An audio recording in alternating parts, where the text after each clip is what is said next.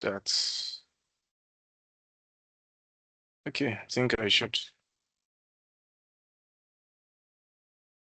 turn on my camera.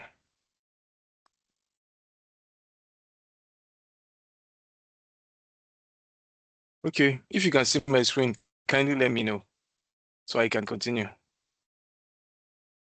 This is Can you see my visible. screen? Oh, okay. So today we are continuing with where we stopped last week. Last week we talked about Azure Virtual Network and how we can secure Azure Virtual Network.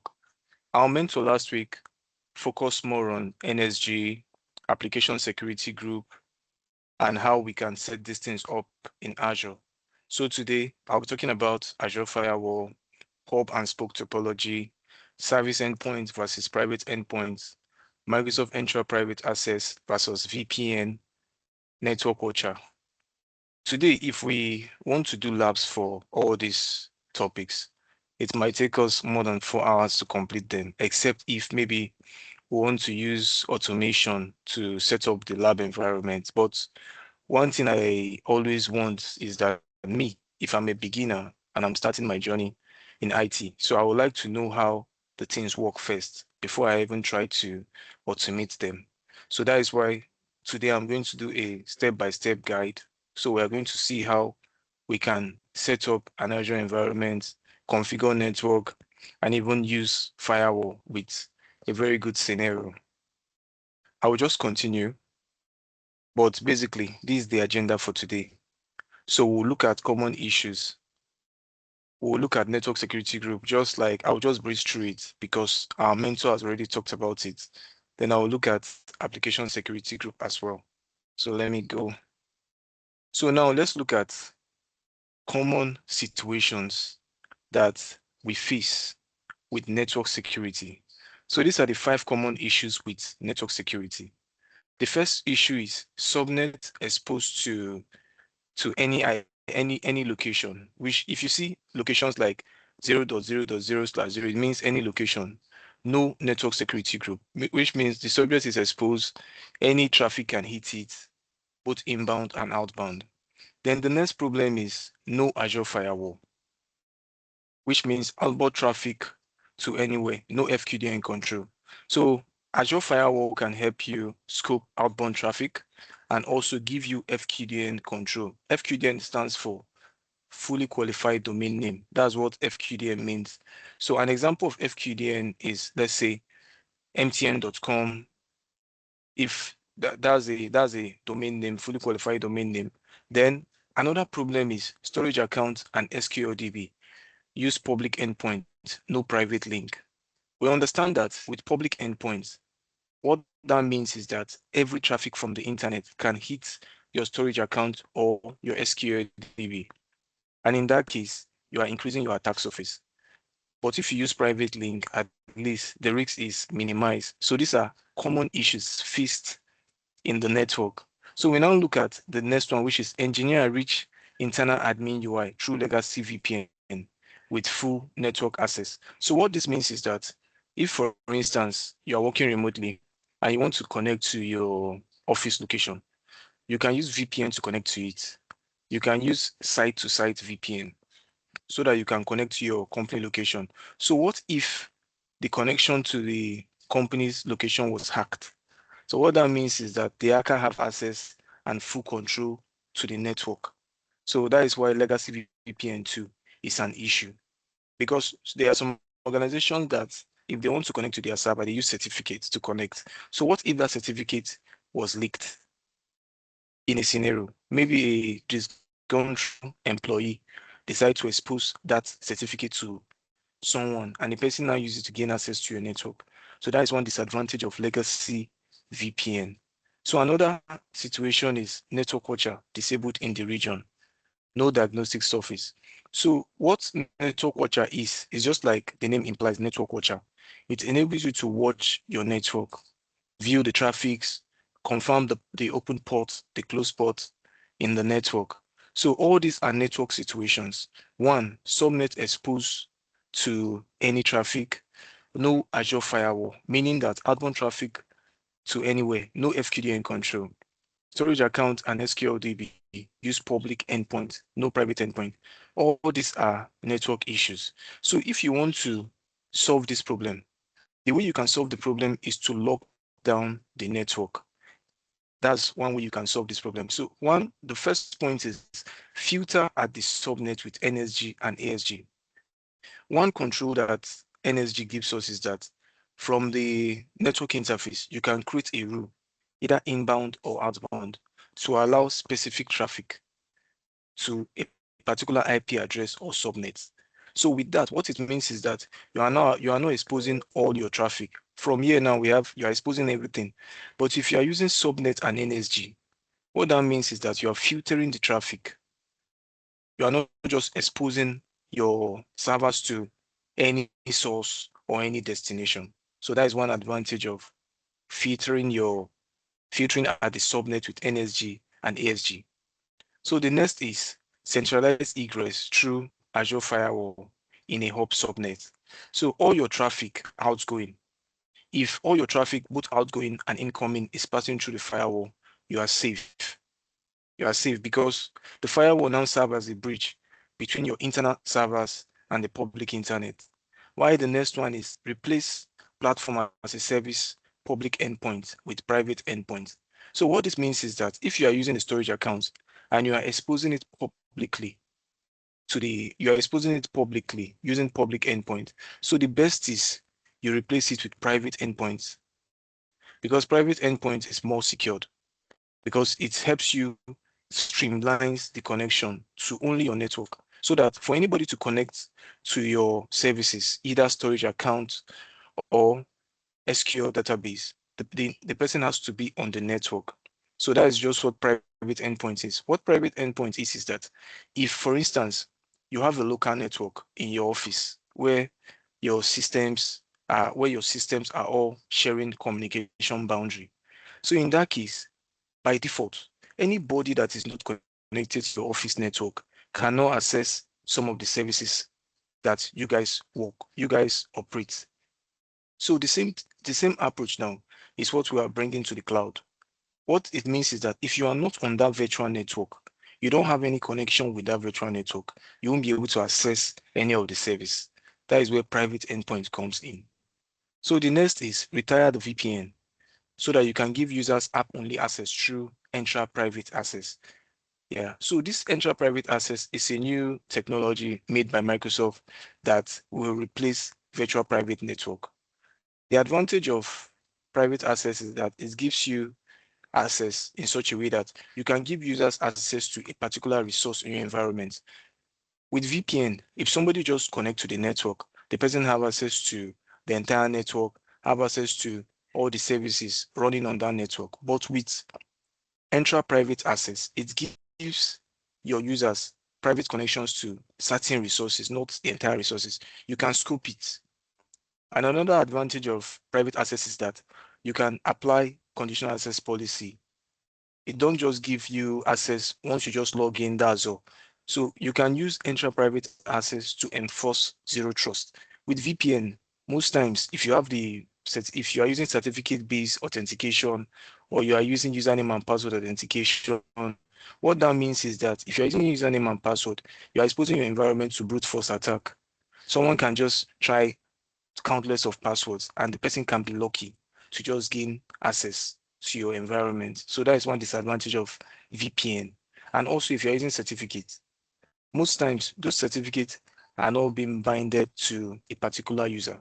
So because of that, the same certificates, maybe the same certificates that Jennifer is using could be the same certificates that I'm using. And the same certificate to AJK may be using the same certificate. So that's one disadvantage of using certificate-based authentication because most times it's not binded to a particular user. So because of that, what that means is that if anybody have that certificate, the person can actually install the certificate on the system, configure the VPN, and have access to the environment. So that is why Microsoft is recommending Entra Private Access. So I'll be dropping a link so that later we can read through to understand more on private access. Then the next is validate the results with Network Watcher diagnostics. So Network Watcher can help you diagnose network issues. There was an issue I was trying to solve. I was given a task to allow particular source and destination through a port. So when I finished, I was like, how can I even test to know if it's working? What I did, I just went to Network Watcher. I used IP flow verify. So from there, I was able to verify the traffic, and which I'm going to also show us how we can use it. So these are the 5 common network issues. 1, subnet exposed to any destination. And for you to solve that, as a network security engineer, you need to filter at the subnet with network security group and application security group. So these are the problems, and these are the solutions. So we go. So the next is NSG structure and anatomy of rule. So if you were in the last class the last time, our mentor taught us how to set up NSG. And one common thing about NSG is that it has inbound and outbound. So if you are working with the network team, most times if they want to ask you, okay, what are we allowing? They'll tell you what is the source and what is the destination. So here now we have inbound. Inbound is traffic coming in. Outbound is traffic going out. That's just what it means. So here now we have inbound, which is equals to the traffic to the NIC or subnet. So this is inbound. So this is one structure of NSG. So then we have outbound, which is traffic leaving the NIC. So we have 2 actions. You can either allow or you can deny. The options is no log. The disadvantage of NSG is that you don't have opportunity to trace the logs, because you can see here log only. Then we have protocols that you can allow. You can allow TCP, UDP, ICMP, ESP. Then you can allow any, but any means you're allowing any of this protocol. So if you are not sure of maybe the protocol that the port is using, you can use any, but most times it is best to select the particular protocol instead of using any. So we have priorities. So the lower the number, the higher the priority, meaning that if, for instance, I say I want to allow port 22 in terms of inbound rule, so that if somebody wants to remote into my server, maybe I'm using a Linux server, because if you want to SSH into a Linux server, you need port 22 to be open. So that means I need to create an inbound rule to allow that particular action. So what that means is that I need to give it a lower number, so that no matter what, the lower number is going to win. That's just one advantage of using lower numbers, because the lower the number, the higher the priority. So that's just one advantage of priority and numbers. So first match wins. So once, for instance, I'm trying to do a connection and it checks and it discovers that, okay, port 22 is allowed and the priority is, let's say, 100, it will allow it. So if there is another one that is denying, that is maybe 110, because 100 is the first, that it first of all match, it will not deny it. So that is one understanding that we need to have. So the next is a misplaced allow at 100 silently kills your deny at 200. So most times, if you want to configure your NSG, it's not best you start from 100, because 100 is the lowest. So most times it's better you start from 200, so that in case you allow a traffic, then you now want to deny it later, you can just go back and say, okay, since I used 200 to allow port 22, you can just give maybe 190, deny. So what that means is that you are denying it, even if it was allowed before. So that is why we need to know that if you use 100, maybe for instance, you say allow SSH, you use 100 as the port. What that means is that you can't lower it again, except you delete it and create another one. So that is why we need to plan the ranges. So we have hundreds. This one can go for apps, 200 can go for management, 300 can go for deny. So these are the things that we need to configure. So if you want to deny any traffic, you can use 200. So for apps, maybe you want to allow applications to use some particular port. So you can use 100. So what this 100 means is that from 100, 101, 102, 103 to 199, you can give those allow rules that particular numbers. So that's just what this means. Then 5 ways to target. So like as I was saying the other time, if you want to target, you need to know the particular IP that you want to give access, or the classless interdomain range that you want to actually give. So for instance, I want to target, I want a particular IP I want to connect to my server. How, how will I even put it that it will be clear for us to understand? Maybe for instance, I have a VM and I want that VM to use RDP. So if I want to create the rule, I can just specify the IP of that VM itself so that anytime somebody is trying to log in to RDP using that IP, should allow it. Or I can define an address range. Like I can say, okay, within this IP range, within this IP range, it should be allowed. So that is where classless interdomain routing comes in. So you can use it for that. So you can also use service tags. So an example of service tags is service tags are majorly Microsoft curated. So we have storage, we have Azure Cloud, we have different service tags that we can specify. Then the next is application security group. So we know that NSG is applied to the network interface. So one key thing I used to understand application security group is that with application security group, if you want to maybe target an application security group, what it means is that you are targeting multiple NICs, because application security groups helps you automate application of NSG. Instead of you to be creating each rule, like targeting one IP and targeting another IP for an application. So it's better you just, if those applications are running the same function, you can just add all the NICs into a group so that you can apply your NSG to that group. So that is application security group. So we have virtual network. You can apply it to the virtual network, internet, or any. So these are 5 ways you can target. So there are some rule you want. You want to allow internet. You want to allow any. So you can specify that. So once we go to the lab, I'm going to show us all these things that I'm talking about. So let me just proceed. Then we'll now look at NSG default and real rules state. So most times, once you create an NSG, there are some default rules that gets created. And for those of us that want to write the exam, this is very important. So every NSG ships with 6 default rules at priorities, 6,500 to 65,500. So your rules always win if you write them. So one of the reasons that your rules always win, can anybody tell us why, if you create any rule, your rule will always win over this rule? You can unmute your mic and just tell me why your rule will always win over these rules. So I want to know if someone can help us with that answer.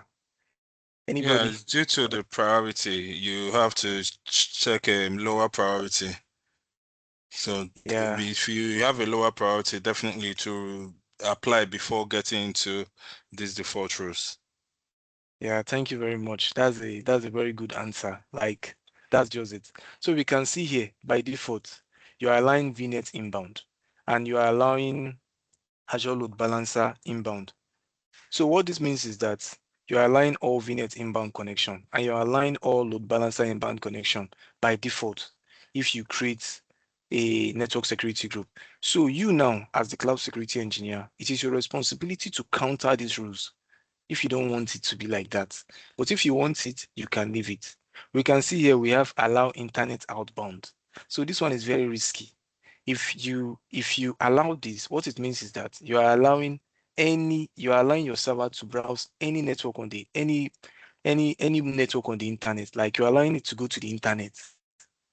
So most times this is blocked on servers. It's not allowed for you to browse on the server. So this is blocked because you can't control the URLs that the person wants to access. So some people can be doing something on the production server and they mistakenly install a malicious software. So most times that's why allow internet outbound is normally blocked. But you see those problems we're talking about from the beginning, that there are issues that comes with NSG that we need to solve. Isaac, you can go ahead. You can go ahead. Okay, good evening, and thank you very Yeah, much for this session. yeah, Yeah, good I evening. have a question with this, the default rule 66501 that allowed internet outbound. So if Yeah, you don't allow this internet outbound, how then would your server get communication? okay. Since you access, since everything you do, like from the definition of cloud computing is the on-demand delivery of computing services over the internet, right? So, and Yeah, we are having the server in the cloud. So if the internet outbound is disabled, if the server cannot see the internet, how then can we access it? Or how then can the server feed its clients? Thank you. yeah. Thank you very much. So, Can Ikechukwu, I I'm respond? coming. Just hold on. Let me just answer. Or do you, okay, Okay. go ahead.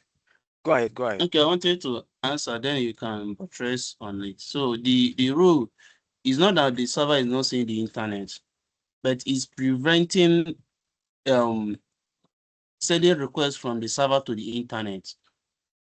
As in somebody using the internet to send out to request from any other website or application outside from the server.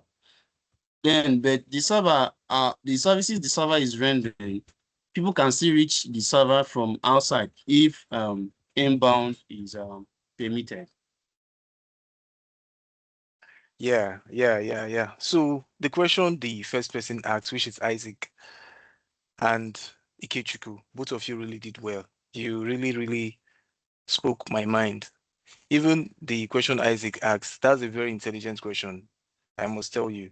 So basically, if you allow internet outbound, just like Ikechukwu made mention, that means you're allowing your users to browse to any website on that server, which in terms of like maybe ISO compliance, it is not allowed on servers, that you allow your servers to go to the internet. So most times, just like Ikechukwu was trying to explain there. So if your users, maybe your customers want to access your servers, so there's a way you can connect it from the firewall to allow your users to access your network so that they can the server you're using can service them. And also, let's say for instance, it's an application. You can use web application firewall in such a way that if, for instance, your website can be sitting behind the web application firewall. So every outbound connection or inbound connection will be going through the web application firewall. So let me answer this question for you now in this scenario. So in the environment where I work, by default, all our servers cannot browse the internet. So there was one situation that now came in because if your servers cannot go out to browse and users cannot do anything, it means that how can it install Windows Update? That means Windows Update, you cannot install Windows Update because if you go to the internet and say you want to download Windows Update, it won't be able to download. And normally, the server will not be updated, and which is also an ISO issue. Because if you deny outbound and your servers are not patched, ISO will still come to you and say, okay, why are your servers not patched?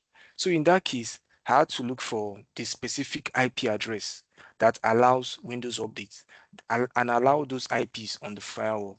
So that was how that server was able to have internet and browse so that we can download Windows updates and update some of the applications that was running on the server. So most times, instead of you to allow your server to just go to anywhere in the internet, it's better you streamline it using firewall. And that's what we're talking about today. So we're going to see how we can streamline outbound and inbound connection using firewall. So I don't know if I answered your question and you need more clarity.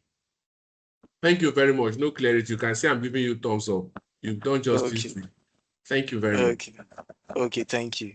So just like I was asking, why is it that our rule always win these ones? It's because the rules are having higher numbers. But if you are creating your own and you're using less numbers, so because of the priority-based rules, automatically the smaller number always wins. So we'll just continue. So we now look at application security group. So if we look at these two parts now, we have this caution here: stop writing rules against IP address, write them against workloads.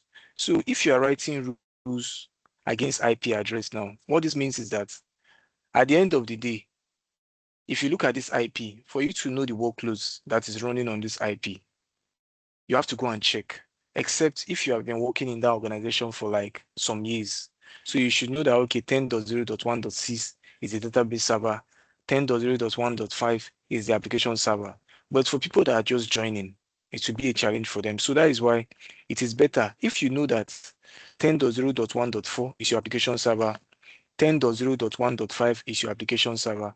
It's better you group them with application security group, so that instead of you to be creating NSG and targeting this IP, and this IP, you just target the entire application security group. So that's one thing here. So if you tag VMs with ASG web, ASG app, ASG management, what it means is that in this ASG web, you can have like 5 servers that serves as your web that is hosting your website. And you can have, let's say, like 5 that is hosting your applications. And you can have like 5 servers that you're using for management services. So in that case, instead of you to be writing, maybe you are using IP base to classify them like 10.0.1.4. So most times with NSG, it's better because it gives you opportunity to do role-based rule. So this is not role-based because you are using IPs. But with role-based, you know that, okay, ASG web. Even if I'm just joining the organization for the first time, I know ASG means application security group, and it's pointing to the web services.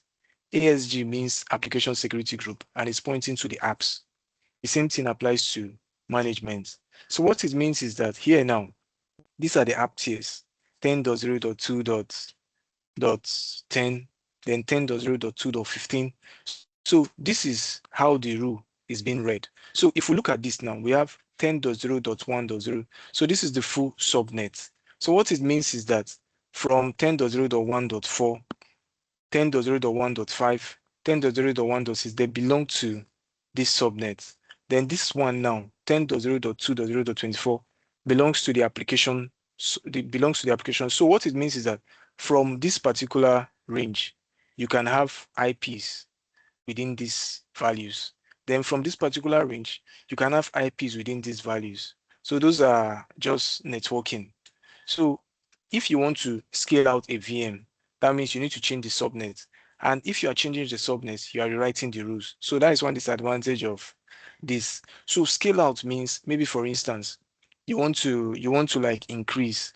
Maybe you are having 3 applications, and those 3 applications are not enough to service your customers. You want to add more. That means you must change a subnet rewrite rule for your for the traffic to be allowed. But with application security group, this one is role based. So it reads the application security group itself, not the IPs. Then you can add a VM and assign the NSG rule. So what this means is that this application security group, now you can assign it to a VM, and all the rules that applies to that NSG, the VMs inherits it. So same NSG can serve all subnets in the VNet. So that's just one advantage of using application security group. So once we do the demo, it will be easy. So there is a rule of thumb here. So use ASG for workload rules. Use service stack for Microsoft services. Save IPs for on-prem and partners. So it's better we go with role-based rules instead of IP-based. So let me just go.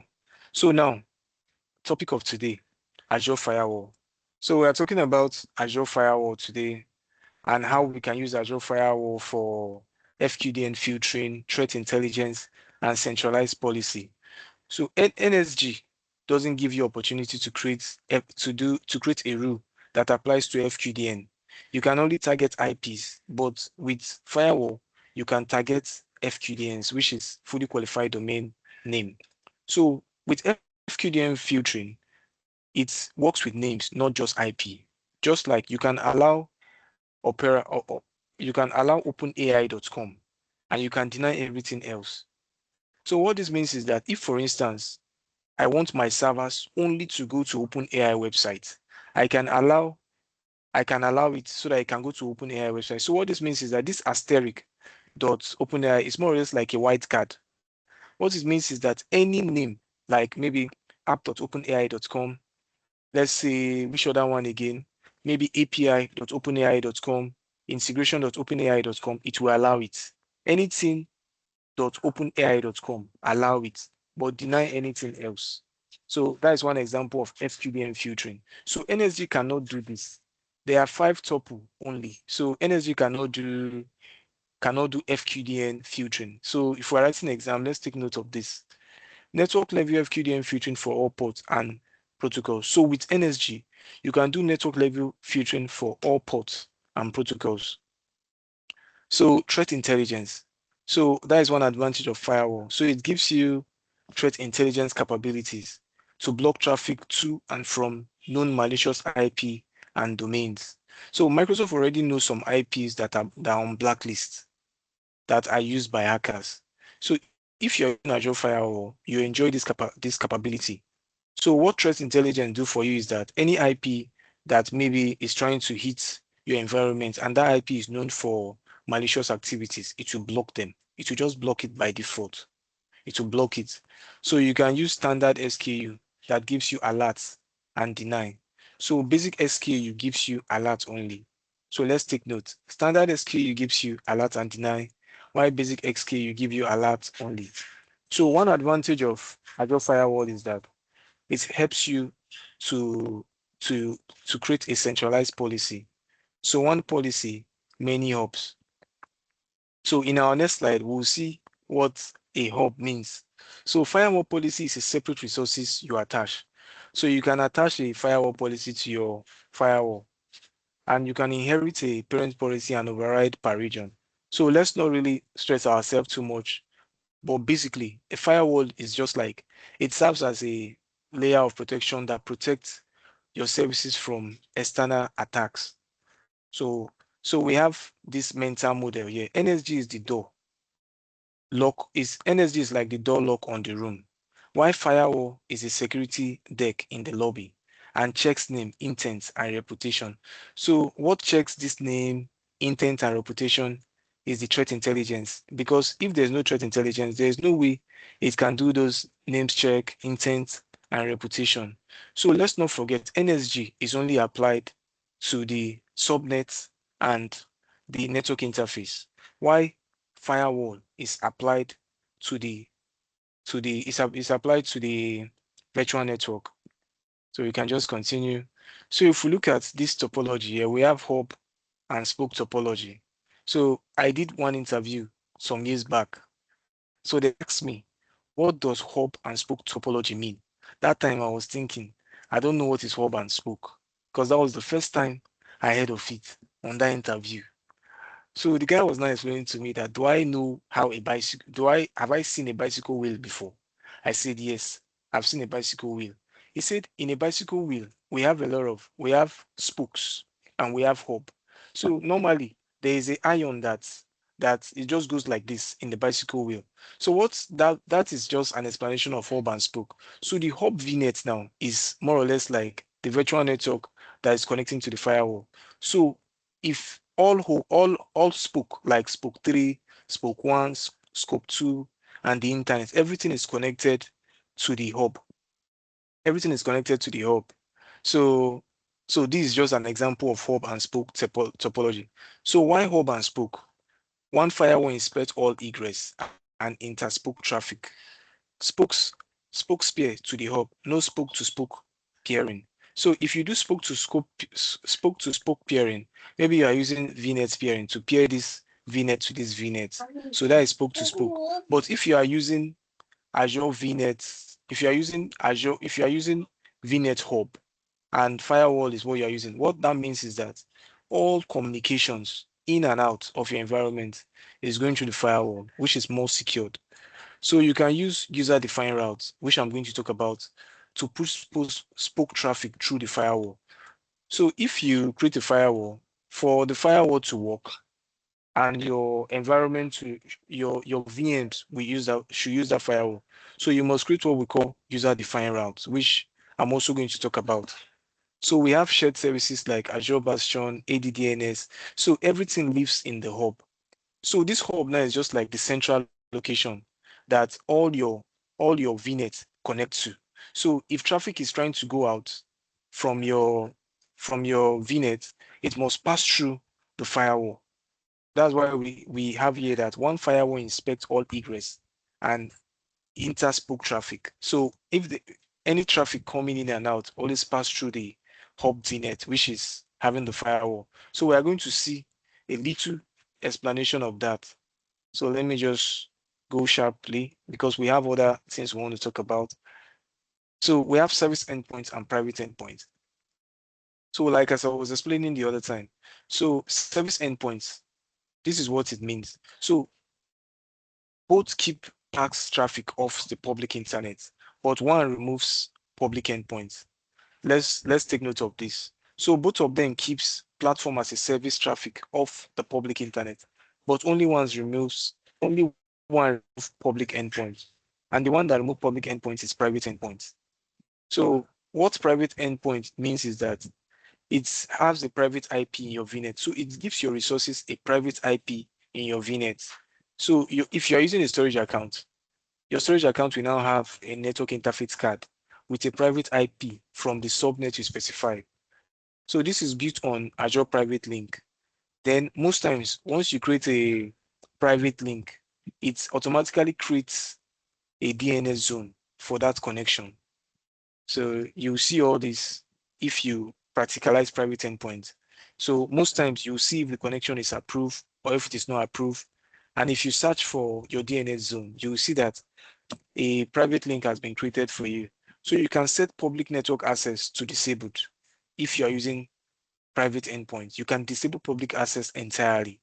So it is reachable from paired VNet and on-prem if you're using VPN. So that's one advantage of private endpoints. So what private endpoint is that your storage accounts, instead of you to expose them to the public internet using public endpoints, so you're using a private endpoint so that for any communication to go to that storage account, it must be allowed within the virtual network. So that's just what it means. Then for service endpoints now, so this one is VNet restricted, but public IP stays. So this is subnet spoke, enable Microsoft storage on the subnet. So one thing we need to remember is the traffic here uses Azure backbone, but destination is still the service public IP. So take note of this. So platform as a service firewall is set to allow this VNet and subnet. So no private DNS, no on-prem reachability, it is free. So public endpoint is free, but note, no private DNS. So let's take note that if you're using private endpoint, it automatically creates a private DNS zone. So these are part of the things that we should watch out for in the exam. So go remove the public endpoint, deploy a private endpoint. So if you want to remove public endpoints, then you have to use a private endpoint. Let's just, so this is how you create a private endpoint. So if you want to create a private endpoint, in the target subnet, you link the specific platform as a service resource. It could be storage account, SQL, or Key Vault. Then after that, the connection is approved. So once the connection is approved, it configures a private DNS. You get a record like this that points the fully qualified name to the IP. Then it automatically disables public access. So these are the four processes involved in creating a private endpoint.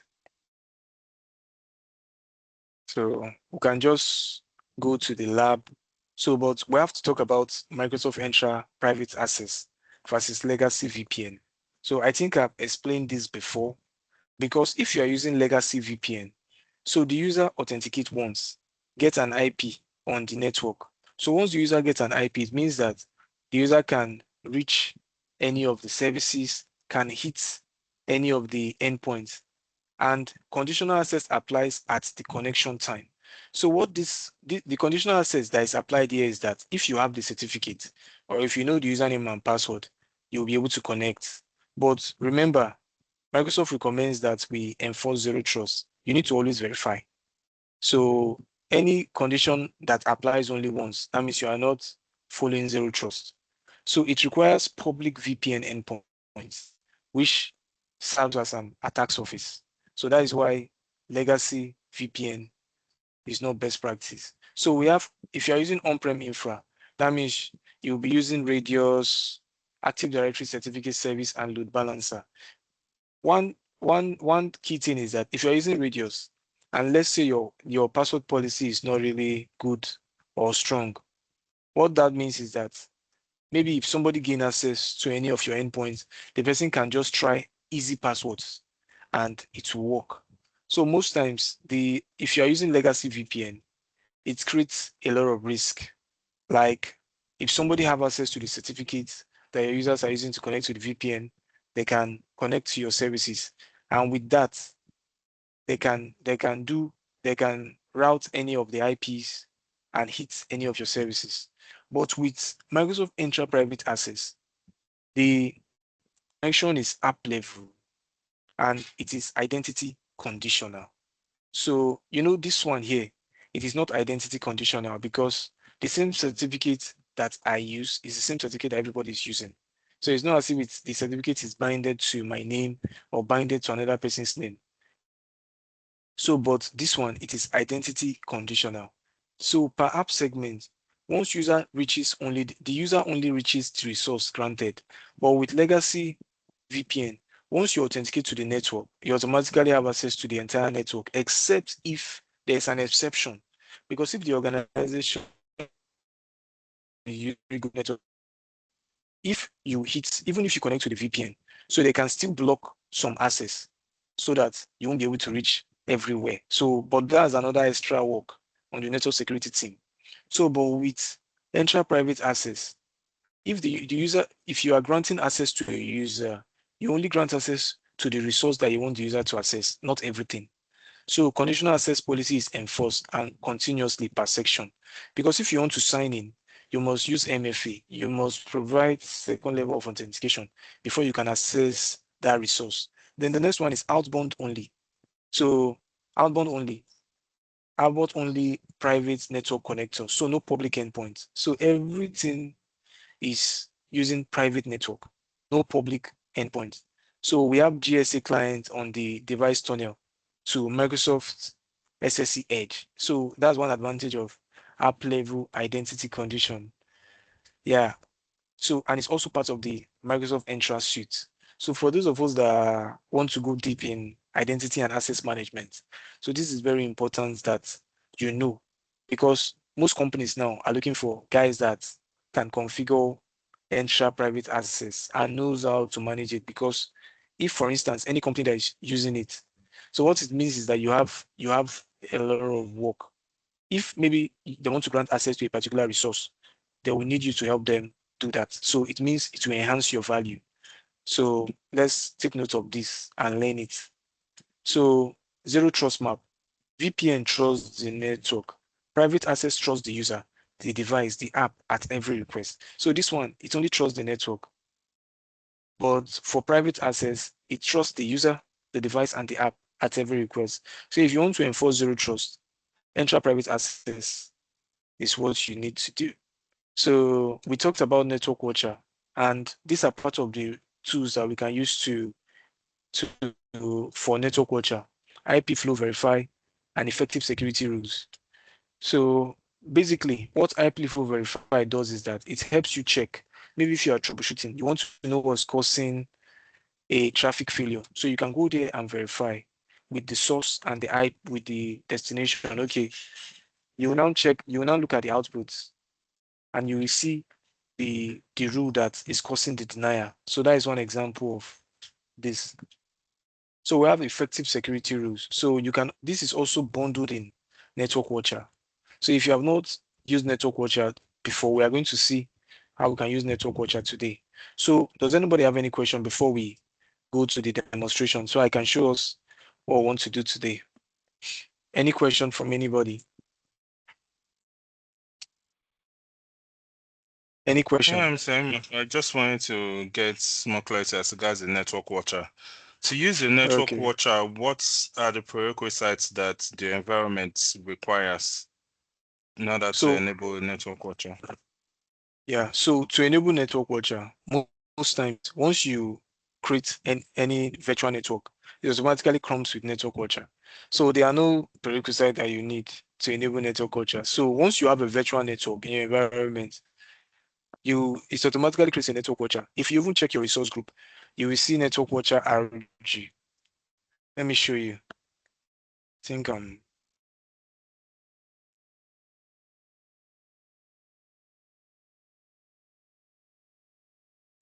can you still see my screen? I think I'm trying to okay. So today, all of us we are going to configure firewall today and see how we can use firewall to protect enterprise environment. So my network, let me see if I can switch my network to another network. Seems this network is a bit slow.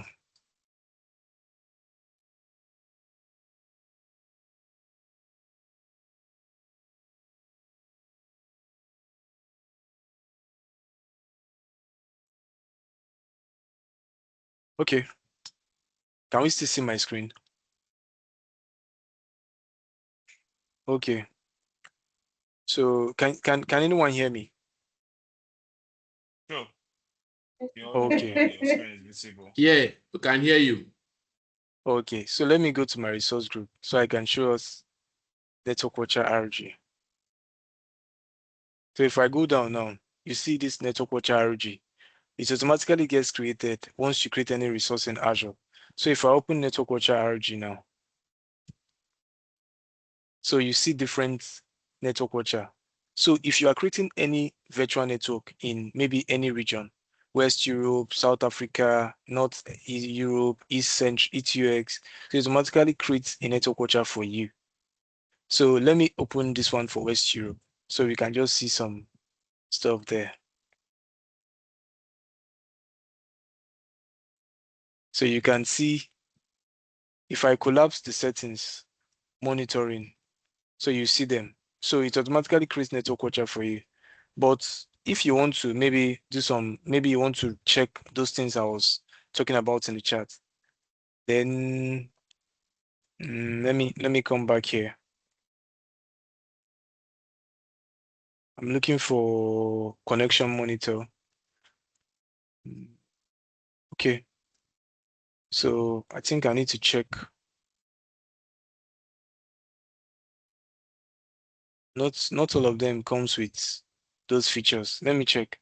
But basically, if you want to use network watcher, you don't really need any. You don't need to have any. Once you create any resource in the cloud, it automatically checks it. So we can see a check traffic flow monitoring for this network, run diagnostics, analyze connection issues. So those are the things that you can use network watcher for. Or all these ones. I don't know why it's not giving me those features. So let me check. Let me check this one. Let me see. Okay. So basically, are you cleared? Are you cleared with your with the answer? Are you cleared? Or you want me to still talk more?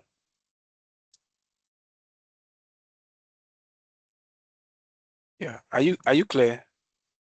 Yeah, definitely. I'm clear. Okay. So we can see it here. So these are all the network watchers I have in my environment. So if I collapse this, I collapse all this. You see all the things that I can do. So if I collapse metrics, I can see the usage and the quotas. So here now under monitoring, if I click on topology, so I will see the network topology. So it will load.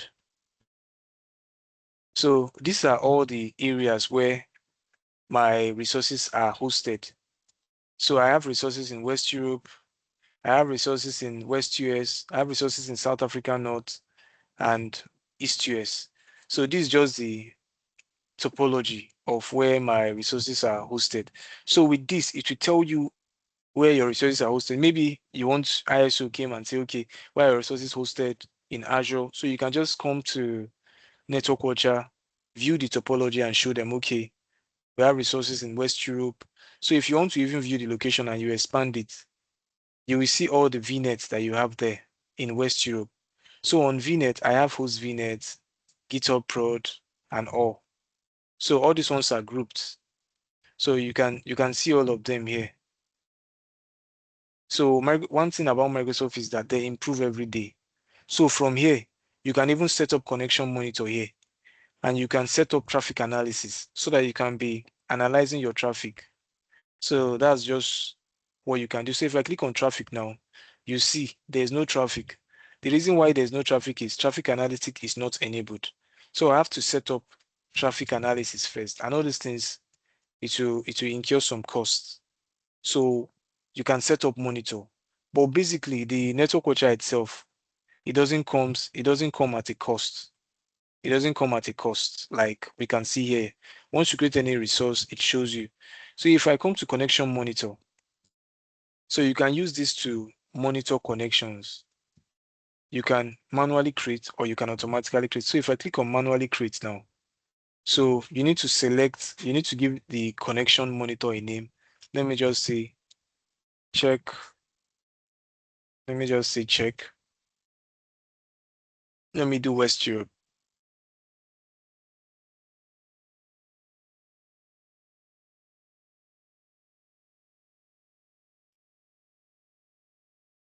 So this is where I will now configure the group. So I will add the source and I will add the destination. So once I add it, let me add the source. So I'm going to select a VM. So virtual machine, let me select the one here.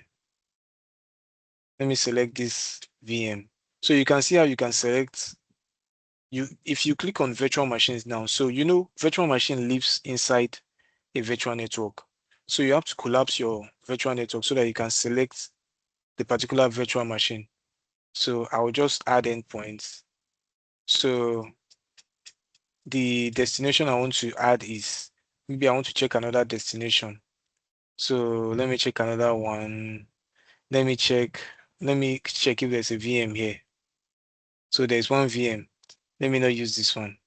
Let me use anything prod. So let me collapse this. Let me add. So what I'm doing is that I want to test connections. So firstly, let me give this group a name. Let me just say GitHub prod to anything.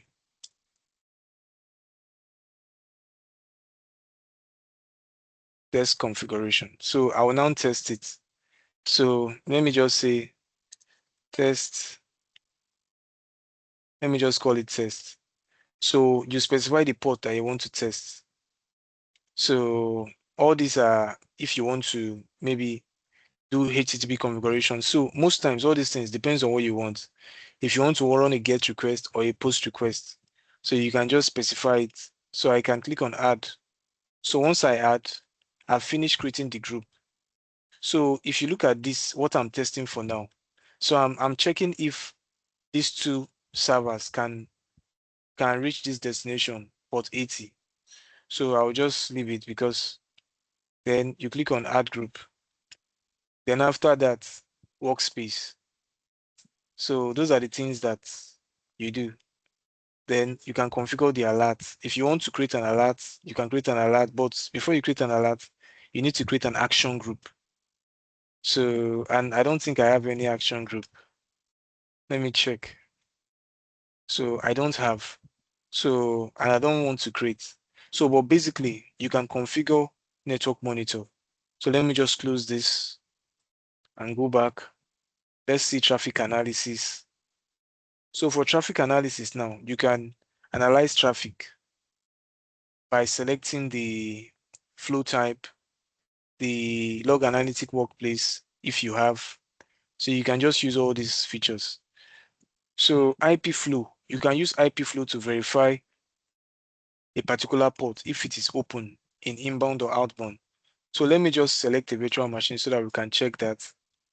Let me select, which one will I select now? Let me select public Ubuntu. So no network interface. Okay. So I'm selecting this VM now, and I'm selecting this network interface. So I want to test for ports 443, or let me do 3389 RDP. Let me see if RDP is allowed. I need the remote IP address. So let me just put my IP. So let me get local ports. I need to get my IP. Okay, let me stop sharing so that I can just get my IP. Sure.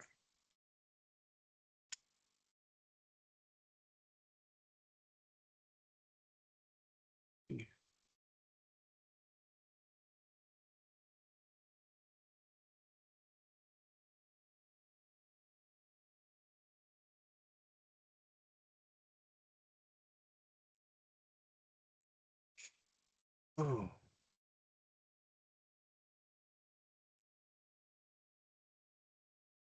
Hello, Mr. Emmanuel.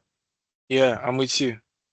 Please, I need to drop out of the class now. I just want to inform you. I dropped the information on the chat, but it's like no noticed it. So how do I get to mark my attendance? Okay, so I've dropped the link. I've dropped the link on the chat. So Kosi, please can you help me just share the attendance link on the Teams meeting? Okay, so basically we can see here that it is denied, access denied, and what denied it? Deny all inbound. So all inbound now to this particular Ubuntu machine is denied. So this is the rule that hits it.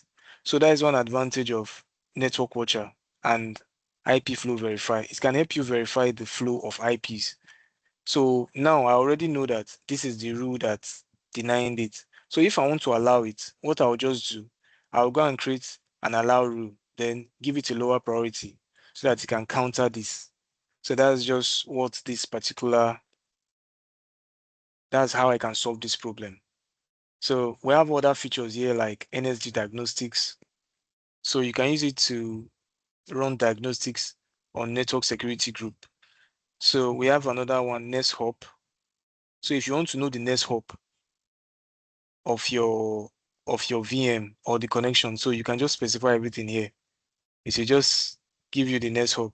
So let me put my IP so that we'll get the Nest Hop here. So it's saying that virtual machine not allocated. Error messages. So this is just the so so we can just check it. So we can check them out. So these are effective. If you want to view effective rules, so let me select this MS Nigeria group. Let me select this jump server. So must be in running state.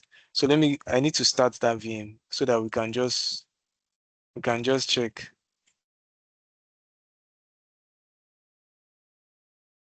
So hope we are gaining value in the class. So if you have any question, you can ask.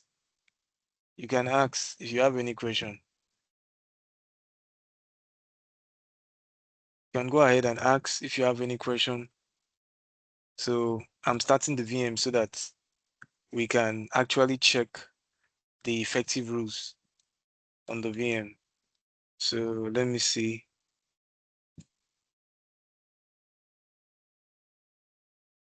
So it's still starting.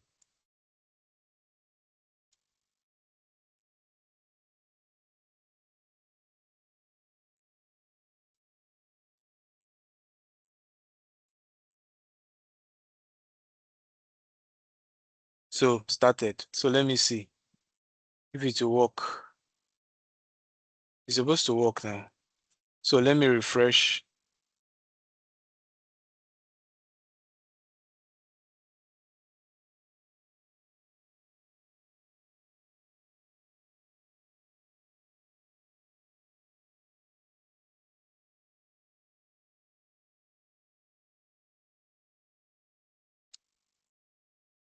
So select a virtual network interface below. So it's not showing me. Okay. So basically you can use this to check the effective security rules that is applied to this virtual machine. So Hope, but another that SRV jump is not a bastion. SRV, no, it's not. It's more or less like a jump host, but I'm not using Azure Bastion. I'm not using Azure Bastion for it. I'm using RDP, not Bastion. So let me just show us what we are going to do today in our lab. So I'm just showing us how we can use Network Watcher, which is part of our deliverables. So you can also use it for VPN troubleshoot. So most times, how I learn is I always go and check. I'll just go to my environment here and check, okay, what is new? Because most times Microsoft changes things every day. So you can do connection troubleshoots. So these are features that you can use with regards to network watcher.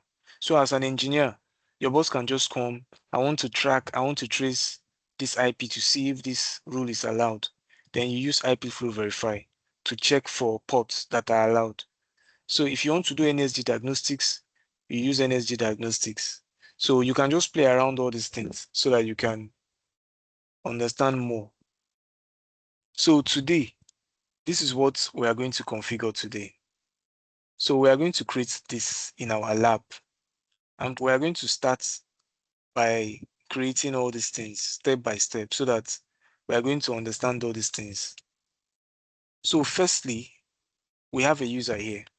So this user now is trying to browse from his PC. He wants to connect to this jump box. So, and how I want the connection to be is that once the user try to connect to this jump box, that means every connection must pass through the firewall. So once the user hits the jump box, if you want to connect, normally if you want to connect to a server, either you are using Azure Bastion or you're using RDP. So if you're using RDP, then you need a public IP. So this user will connect to this VM using this public IP, which is server jump public IP.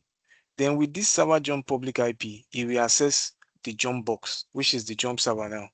Then from this jump server, then he can access the other servers. So what that means is that this one has a private IP. It doesn't have public IP.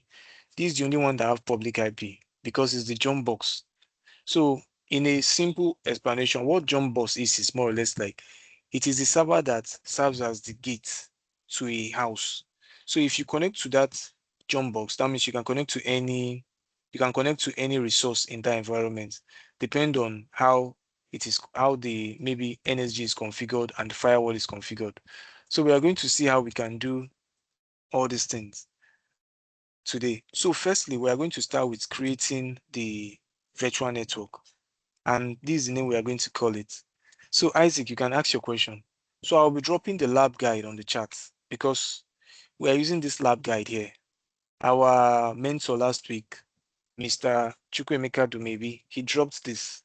So I know that most of us, it may be difficult for us to configure it. So I want us to go through it together so that we can understand how it works. So that's why I just came up with the idea that let's do it together on the call. So Isaac, you can ask your question. Let me drop this on the chat. Okay, from the from the architectural diagram, yeah, I can see that the jump box has two network interface card, the public IP and the private IP. Yes. Is that correct? Yeah, it's correct. You are correct. Okay, I just want to confirm that. Yeah, you are correct. You are correct. So we are going to configure all this together. So the first thing we are going to create is the VNet, because inside this VNet, that is where all these things is going to live in. So we are going to create the VNet first. So once we create the VNet, then we will now create the VMs. So let me start by creating the VNet. And the name of the VNet is, so what I want is that I want the class to be a very interactive class. So somebody should type the name of this this VNet on the chart so that it will just be easy for me to create it. So let me go to Azure. So I'll start by creating the virtual network. So most times network is the bedrock of anything, any resource you want to create in the cloud. Network is very important. So that is why it's good we understand virtual network properly. So now I'll be creating a VNet. So let me create the VNet. So basically the other one, I will need to delete it because I created some, let me just go and delete that resource group so that at least we'll know that we are not having any conflict. So where is it? Okay, MS Naija. I want to delete you. Okay, let me select it. So I want to delete the whole resource group. So I'll just copy it. So I have 13 resources there. So all these things, I used a JSON script to create everything. But I don't want us to just use that to create it because if we do it that way, we are not going to understand it. So I want us to understand it. So that's why I'm trying to go over it so that at least if tomorrow you have a task, you have a gig, they say you should come and configure an environment for a client, you should be able to do it. So I'll start with VNet. So for VNet here, I need to create a new VNet. So I'll click on create. So first thing first, if you are creating any resource in Azure, you need a resource group. So I'll just create a new resource group. So I'll just call it virtual network.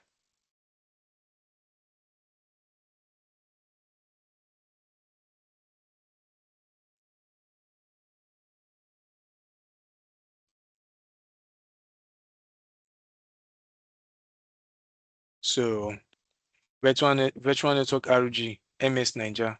So I'll click OK. So now the name of the virtual network now has to be this name here, which is test-fw-vn.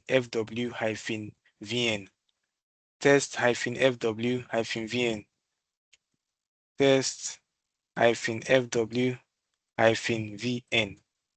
So location, I can give it any location because from the lab, it didn't specify the location that we should create it, but you as a consultant, as a security engineer, so you need to confirm the location that is suitable for the client. If the client is in US, pick any location that is closest to the client to avoid latency issue.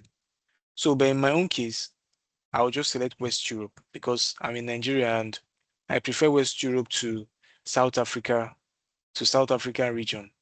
So I will do next. So here now we have security. So I won't enable any of these security features.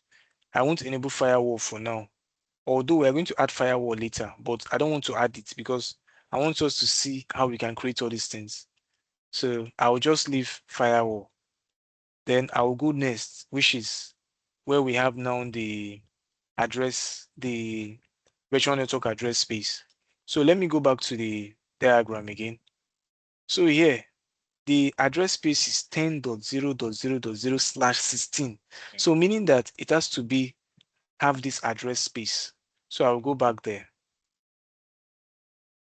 So I'll call this address space, it's already 10.0.0/16, which means I don't need to change anything.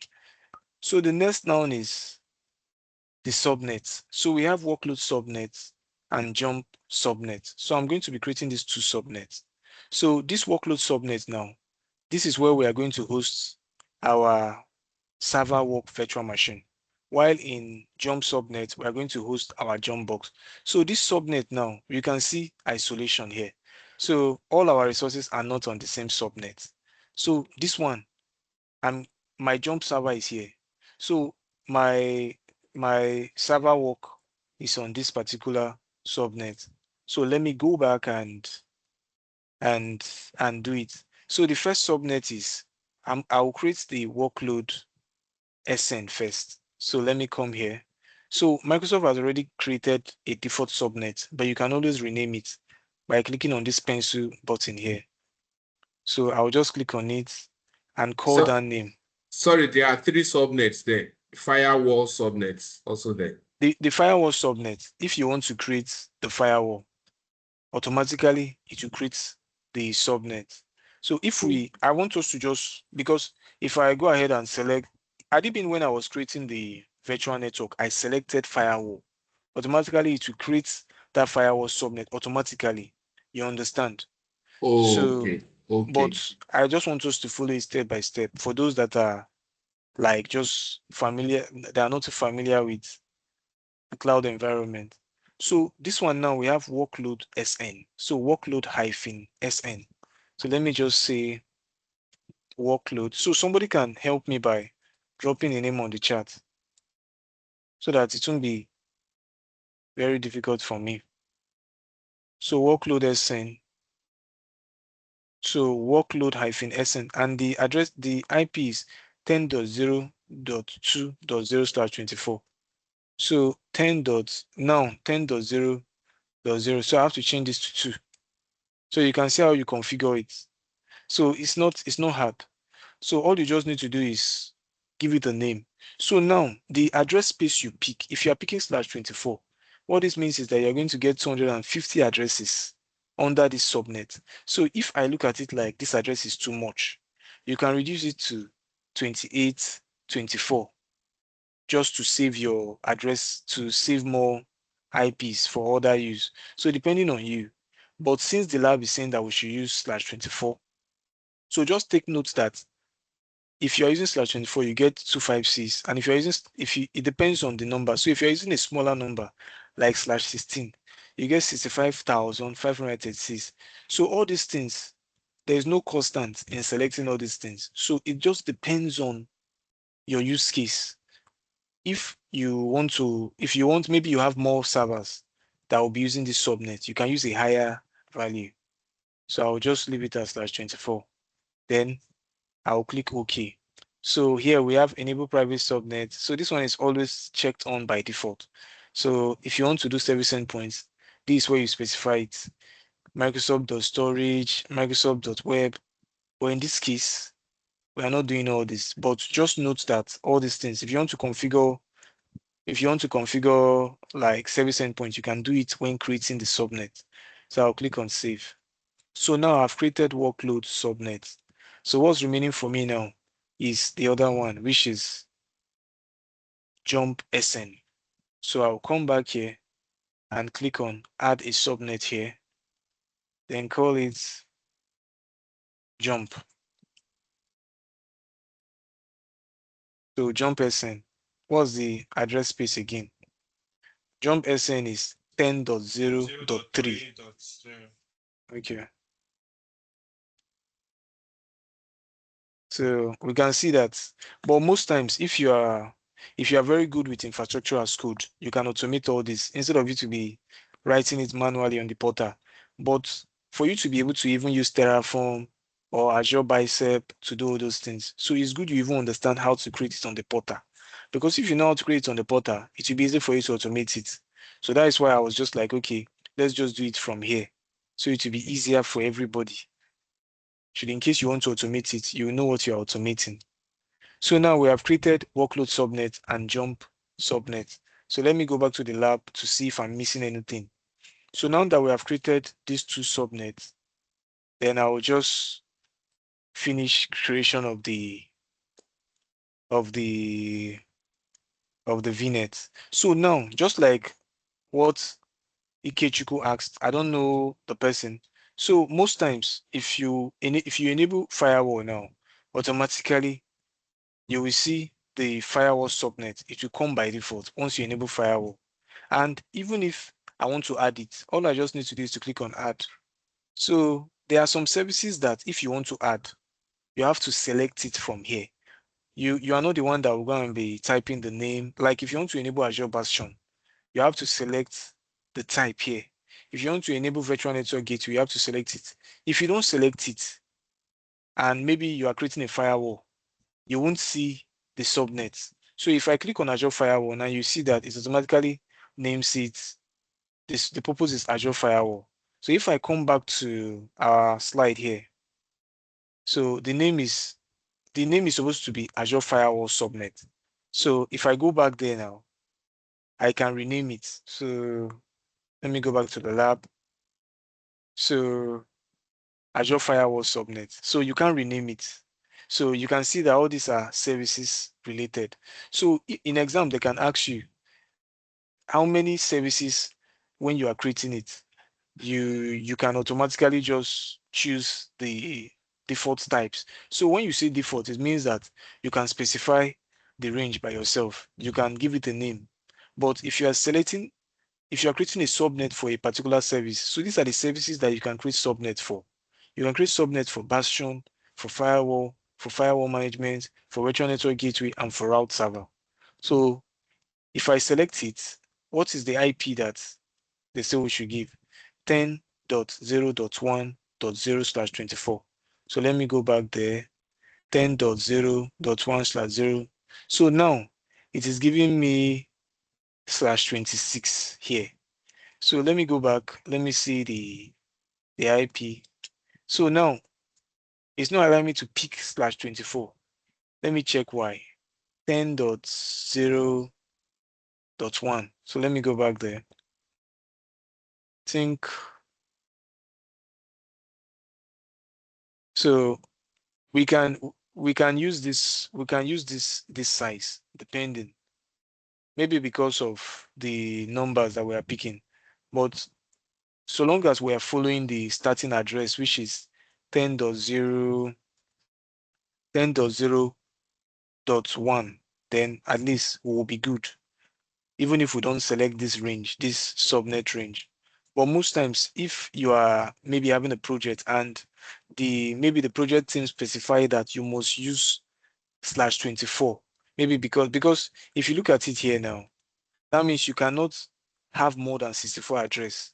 But if you're using /24, you can have 256. So what it means is that you have to flag it and tell the project team, see, I'm trying to do this and so. You can escalate to your team lead.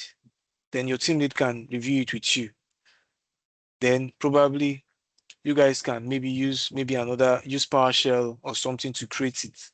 But in this case, if we say we should be looking at all this now, it might take time. So let me just add it with the /26. So let's confirm our numbers again. For workload, it's supposed to be 10.0.2.0. 10.0.2.0. Okay, let's confirm for jump subnet 10.0.3.0. 10.0.3.0. Then the next one is firewall subnet. So let me go back to firewall subnet, which is 10.0.1.0/24.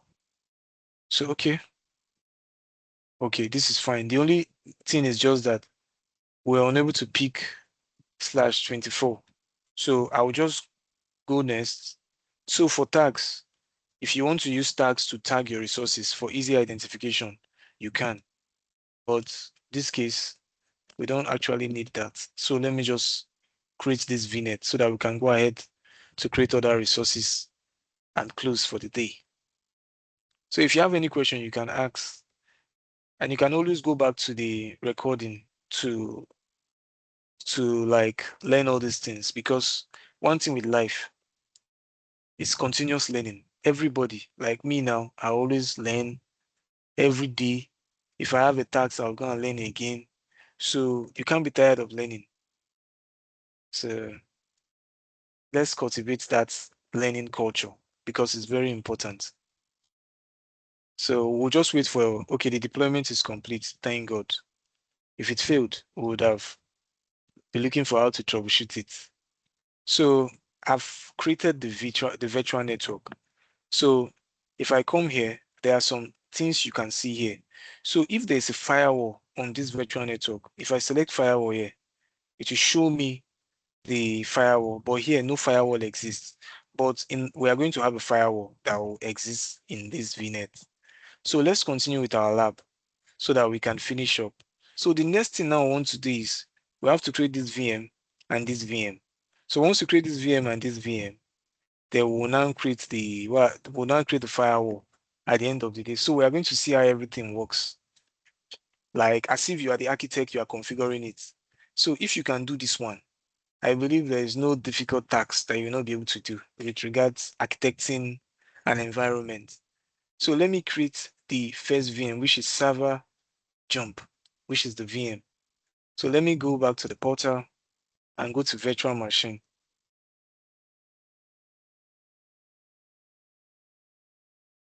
So I'll click on VM. Then I'll select that resource group that I created so that if I want to delete it, I delete it just like I deleted the other one. So what's the name of the VM? The name of the VM is SRV-jump. jump. Okay, thank you. Thank you very much. Please, let's concentrate. Let's follow. No knowledge is a waste. So let's just follow up. So we have no infrastructure or redundancy required. So the reason why I always select this is if you select availability zone, you are incurring more cost for yourself. And this is a production environment, so there's no need. So just say no infrastructure required.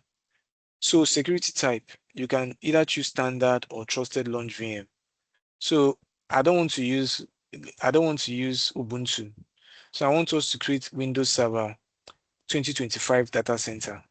So this is more or less like the operating system that I want to run in this virtual machine. Just like we have our physical system, no system works without an OS. My system now, this one I'm using, is Windows 11 that is running on it. It is a physical hardware. So this virtual machine now is a virtual machine. But even still, it still needs an operating system to run. So this is where we now select the size. How many gig RAM do you want it to have? Do you want it to be 8 gig RAM? Somebody was asking a question on the group. You are selecting a size and it's not allowing you. So you can always pick different size options. So let's see the options we have here so that we can just select. So if you have any question while I'm creating, you want to know how you can learn more, you need motivation, you need different things, you can always ask because that will make the class interesting. So you shouldn't just be me talking. So at least we can laugh, we can share ideas. It's a community. It's a community where you can even ask a question and I can learn from what you asked. I'm not an island that I know everything.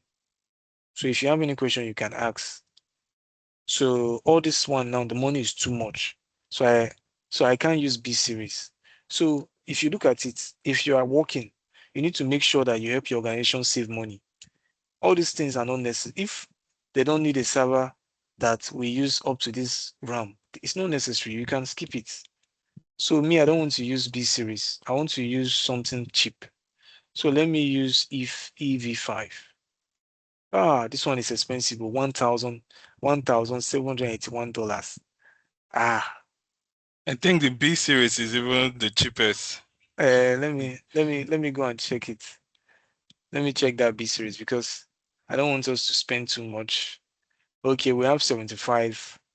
Let me use this $75 because it's just a lab. When I'm done, I'll delete it. So at least we can see how the class is getting interesting. So let's just continue like that. So the username, should I use Azure user? Let me use my name as the username. Let me say Oyimafu. Then the password, let me specify a password.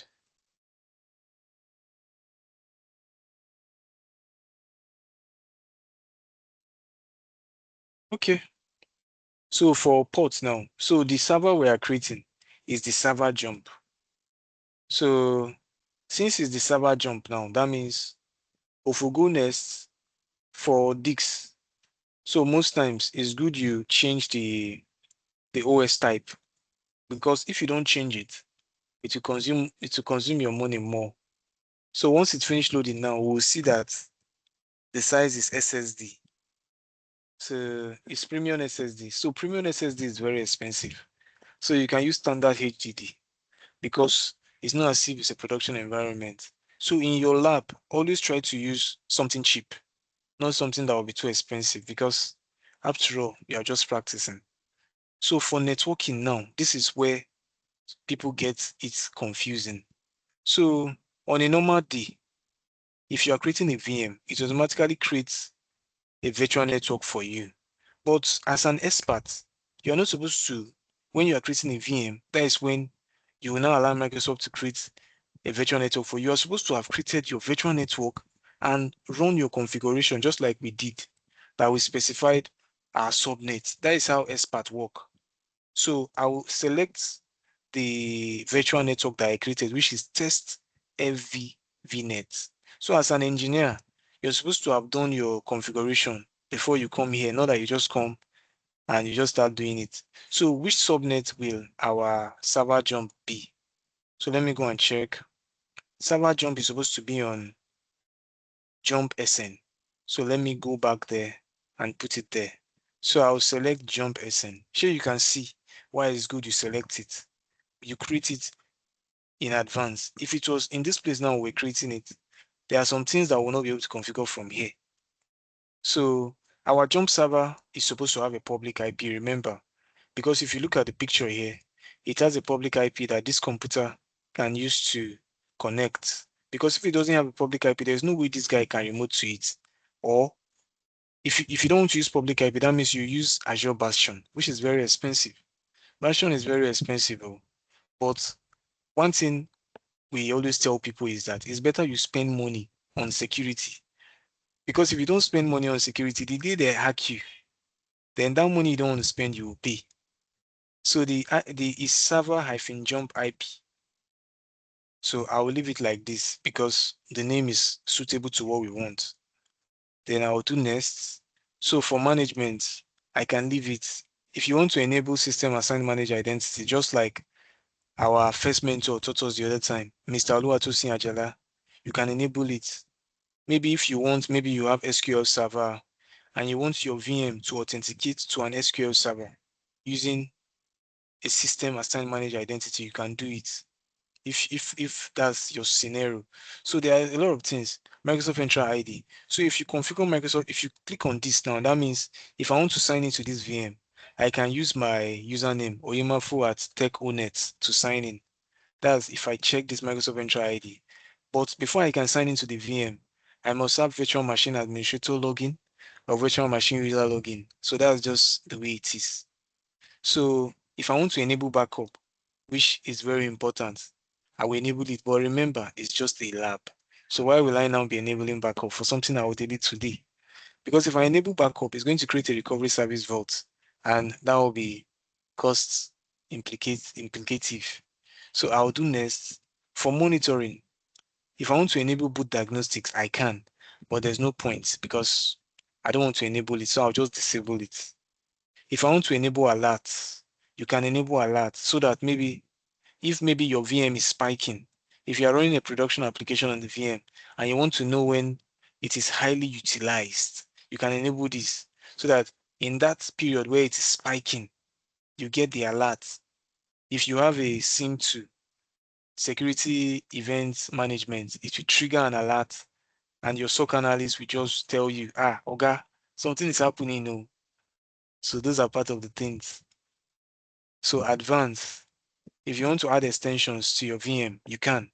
Maybe if your organization uses tools like Dynatrace to trace traffic, or maybe other extensions like GitHub Copilot extension, different extensions, you can add it in the process of creating the VM. So I'll just review and create. So remember, we have to create another VM. This is not the only VM we'll create. We need to create this other one, which is server work. So let me go and create it. So this one is still validating. Let's just click on create before we go. So basically we can see that everything is quite easy. So from here now you have set up RDP open to the internet, which is only recommended for testing, which is what we are doing. We are just testing. If it's in a production environment, there's no way I can recommend this to a client that they should be using RDP because it's not best practice. It's at all. It's no good. So I'll just click on create. Then from there, I will leave the creation to be working here. Then I'll create another VM. So let me come back to home, click on VM. Then I'll create another one. What's the name again? The name of the VM is SRV work. So are we here? Are we here? Am I alone? You're not alone. Okay. Together. Okay. SRV-work, right? Then that's the name of the virtual machine. I will leave it as West Europe. I will leave Windows Server 2025. But I will change this guy because I don't want redundancy. It will cost me money. And I don't want a situation where I will not be spending money. I will select sizes again so that I can pick the available sizes here. Mm.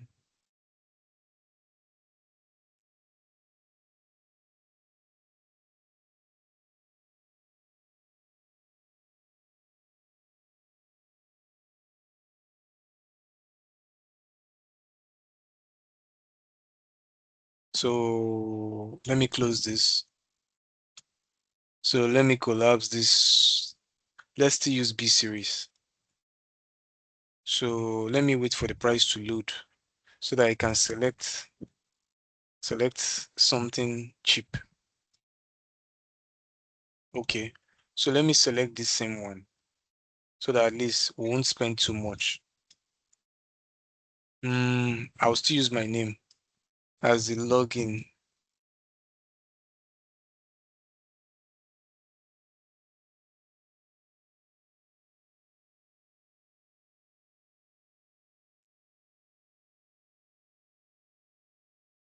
Okay. So for allowed port, I will just allow RDP. So there's something now that we need to do for this one. But let me change the DICs to standard HDD.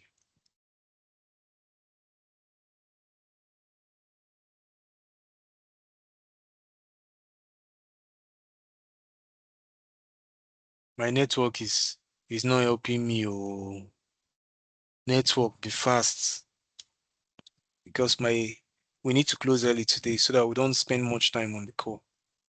So I'll do next. So for networking now, we'll do the same thing, but this time we'll select the VM, the VNet that we created before. So I'll select it. Then I'll select workload SN because this server SN is supposed to be in workload SN. Yes. So I'll go back. But remember, this one is not supposed to have a public IP, right? It's supposed to be private. I'll say none. Because if you look at the screenshot here, so this server workload doesn't have a public IP. It only have a private IP. But this one have private and public.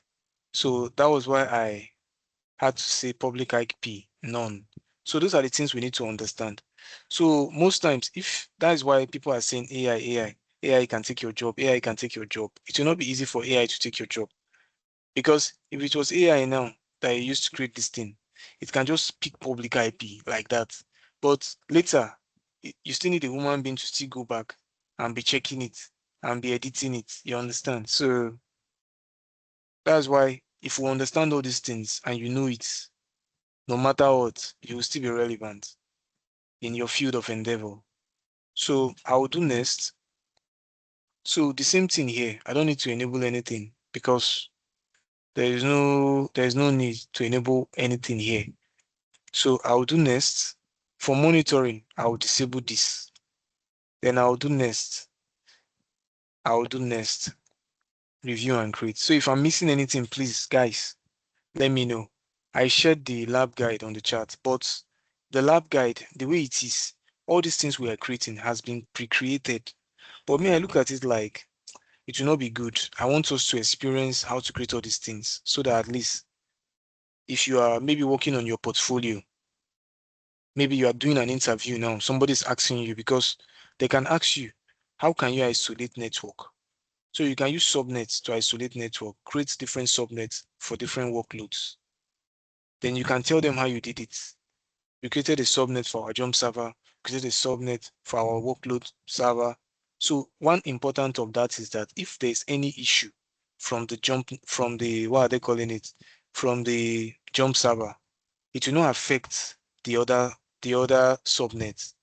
So that's an advantage of isolation because there are some organizations that their virtual network runs on fiat structure in such a way that all their resources are on one subnet. It is not best practice. It's good you have multiple subnets because if, for instance, an attack is launched on your virtual network and you're using only one subnet, it affects all the resources that are on that subnet. But if you isolate them, subnet for work, subnet for this, subnet for that, even if there's an attack, the blast radius will not be much. It will just be just one particular subnet, and which at the end of the day, if you are following NIST framework or let's say CIS, you should have backup for all your resources. And if anything happens, you can always restore. Yeah, you can go ahead, Uchi. Ask your question. Yeah, quick one. In response to what you just said, Your voice is low, except if it's only me. Can you hear me now? Yes, I can hear Can you you. hear me now? Okay, in Yes. response to what you just said as regards the flat network and having segmenting your networks, if you segment the network, at least to the best of my knowledge, I stand to be corrected, within a VNet, each subnet there is an allow communication within the VNet among all subnets. So now if you segment the network, what are the basic rules that should prevent subnet A from communicating with subnet B or easy access from subnet A into subnet B? Yeah. So in that case, if you are working in an ideal network environment, so those allow rules, you block it. You block them because if you are creating a virtual network by default, it's not secured because all subnets, just like you said, all subnets can communicate with each other on a particular network. But in a production environment, you are not supposed to allow that. You are supposed to block those default rules that we saw on the slide. Let me go back to the slide. Those rules that get created, you are supposed to block them. All these things, allow all inbound, deny all inbound. You're supposed to block all these things because if you block it, that means for any subnet to talk to another subnet, you have to configure it. So you can do it in such a way that some of your subnets in the VNet will not be able to communicate to one another. Or you can do it, you can only talk to me, but I cannot talk to you. You understand? So traffic is not bidirectional. Should in case maybe if something happen, you understand, you can easily save yourself. So that's just the way it is. But by default, if you create a virtual network, even if you like create multiple subnets, all of them will be able to talk to each other. But it is your work as a network security engineer to stop those communication and only allow what you want to communicate by creating an NSG. You can apply an NSG to each subnet. So what it means is that you can deny traffic from each of the subnets. You can create NSG for workload subnet, for jump server subnet, and deny the traffic from the subnet level. That okay, from this subnet now I want to deny this. Then on the other subnet, you can just allow only one IP, which is the IP of the server that you want to communicate instead of allowing everything. So those are just the things that you can do.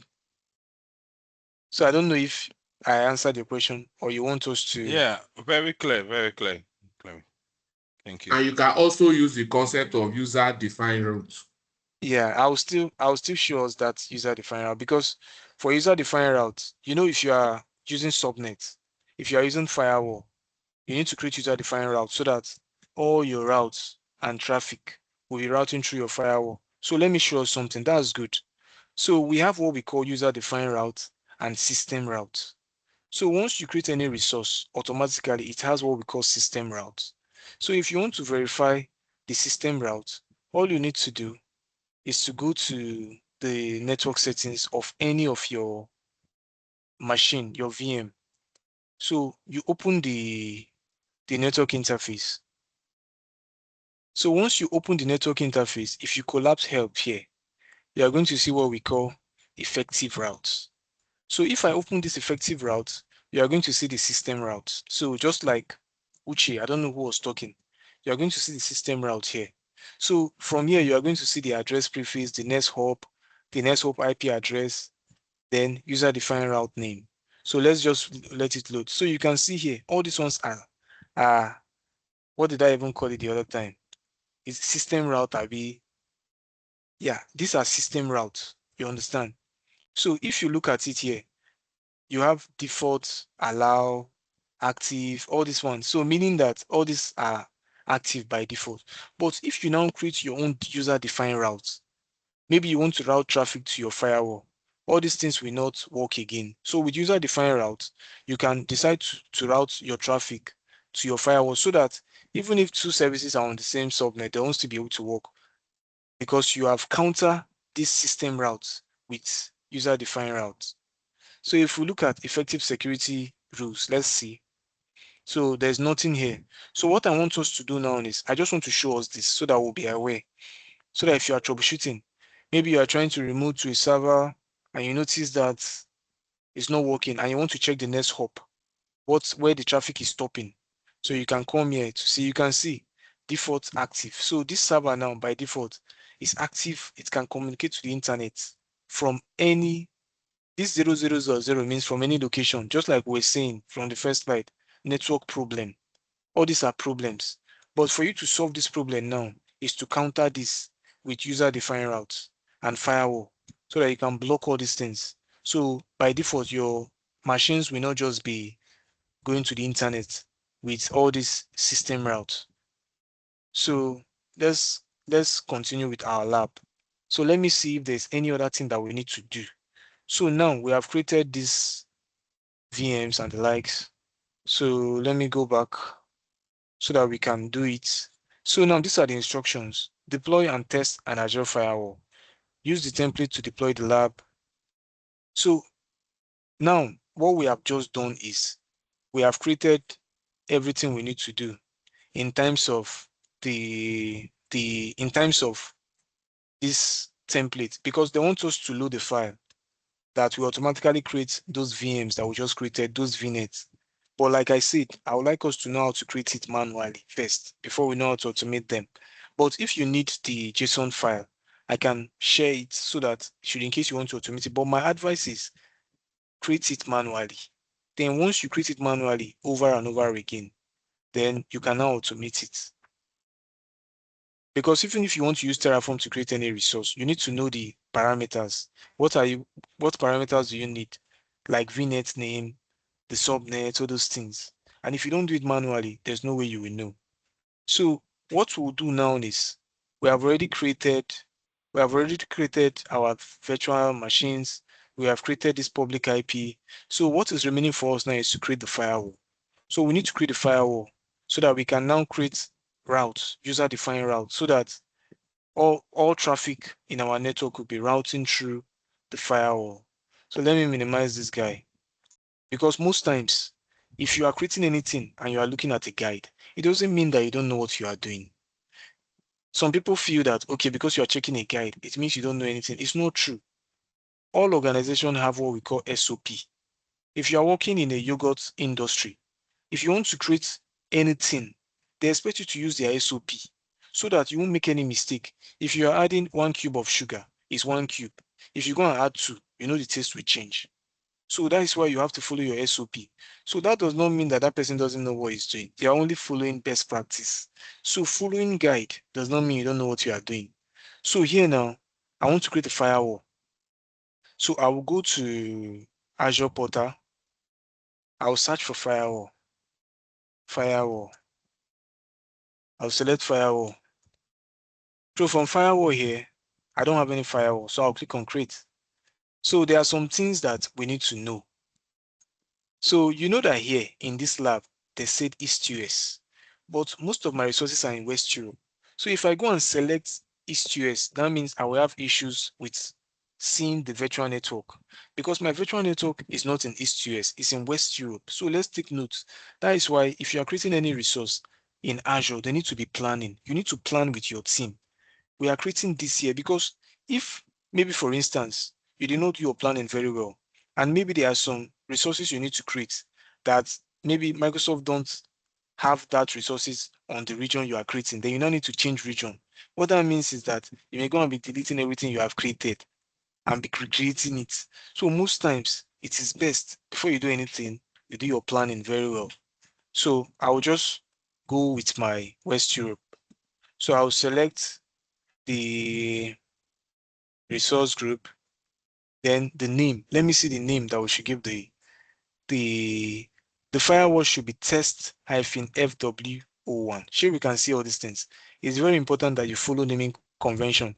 You know, everything test, test, test. But in a production environment, you know, be test. It could be, let's say, MS Naija FW01. If it is MTN, MTN-FW01. If it is, let's say, maybe any bank, like my bank, First Bank, it will be First FBN, but different things like that.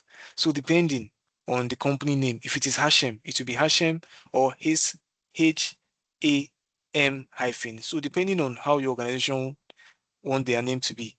But this is test. So naming convention is very important. So test hyphen what? Which name again? Oh, what was wrong with me? FW01. Okay. And I did not drink Gary today. Oh. So let's just say FW01. Let me see. Okay. So I'll leave it at Europe. So let's check the other features. So SKU should be standard. So I'll leave it as standard. I'll say standard. Because if you say premium, it will consume more money. So just leave it as standard. So firewall policy. So we have, like we're saying on the presentation, you can use firewall management, or you use, so if you're using firewall policy to manage this firewall, so it gives you more flexibility because you can create policies. You can either create standard policies or basic policies, but if you are maybe deploying it for a customer, so most times during the planning process of the cloud adoption, you tell them all these things so that they will say, okay, do you want to do this or don't want to. That's why if you are creating anything, you need to follow the cloud adoption framework so that your clients, everybody will know what you want to do. Then if it fits them, if they don't want to do it, you know. So in our case now, following our own SOP here. So I will just select use firewall rules to use classic rules. So I'll use classic instead of firewall rule. So we can see here, in creating the firewall, you need a virtual network. But because we already have a virtual network, I'll say use existing. Then I'll select the VNet that I have, which is test FWVN. Then what is it saying? He says first tunneling requires the virtual network to have subnet named Azure Firewall Management Subnet. You see what it's telling me? So it's telling me now that first tunneling requires that the virtual network has a virtual network names Azure. So what I'll do is I'll copy this. So most times, if you are creating resources in Azure, as you are seeing any error like this, you just try to fix them, because it said first tunneling need a subnet named this. So what I'll do is I'll go back to this part. I'll come to virtual network so that I can add that subnet and see if it will work. So if you're on the call, you can still be helping me to troubleshoot also in case, so that if it doesn't solve our problem, we can still do, because like I said, nobody is an island. So I'll just paste this here.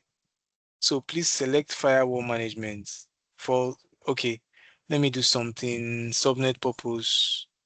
Okay, first tunneling. So selecting first tunneling now automatically creates this, it's automatically configure the name. So I don't even need to name it. So I'll check, let me see if I can select /24. So 10.0, let me check the subnets IP, 10.0.1. So let me see, I may not be able to give .1 because I've already used Azure Firewall subnet as .1. So I'll just leave it at .0, because if I see 1 now, you will see to give me an error. You see, address prefix overlaps. So I'll just use 0 and click on add. So once I click on add, I'll go back to my firewall and see if it will create. If it doesn't create, God will help us and we'll make research and we'll solve it. So I will come back, I'll select another VNet, then I'll now select it again. Let's see. So what I can do is to refresh because we have already enabled the Azure Firewall Management subnet. So let me just refresh and start again. But before I do that, let me copy the name. So in life, it's not good for us to be scared to start again. So if you are doing anything and you need to start again, just start. The earlier the better. So I'll just select this virtual network RG, then paste this name here. Then I'll come back, select standard, select classic, use existing. Let's see if it will work. You see, it didn't give us any error again. So, but you have to start afresh. So for public IP now, if we come back to our structure here, it's the firewall is supposed to have a public IP, which is test fw-pip. So I'll come back here and say add new. So I will call it test hyphen hyphen what? Okay. In FW.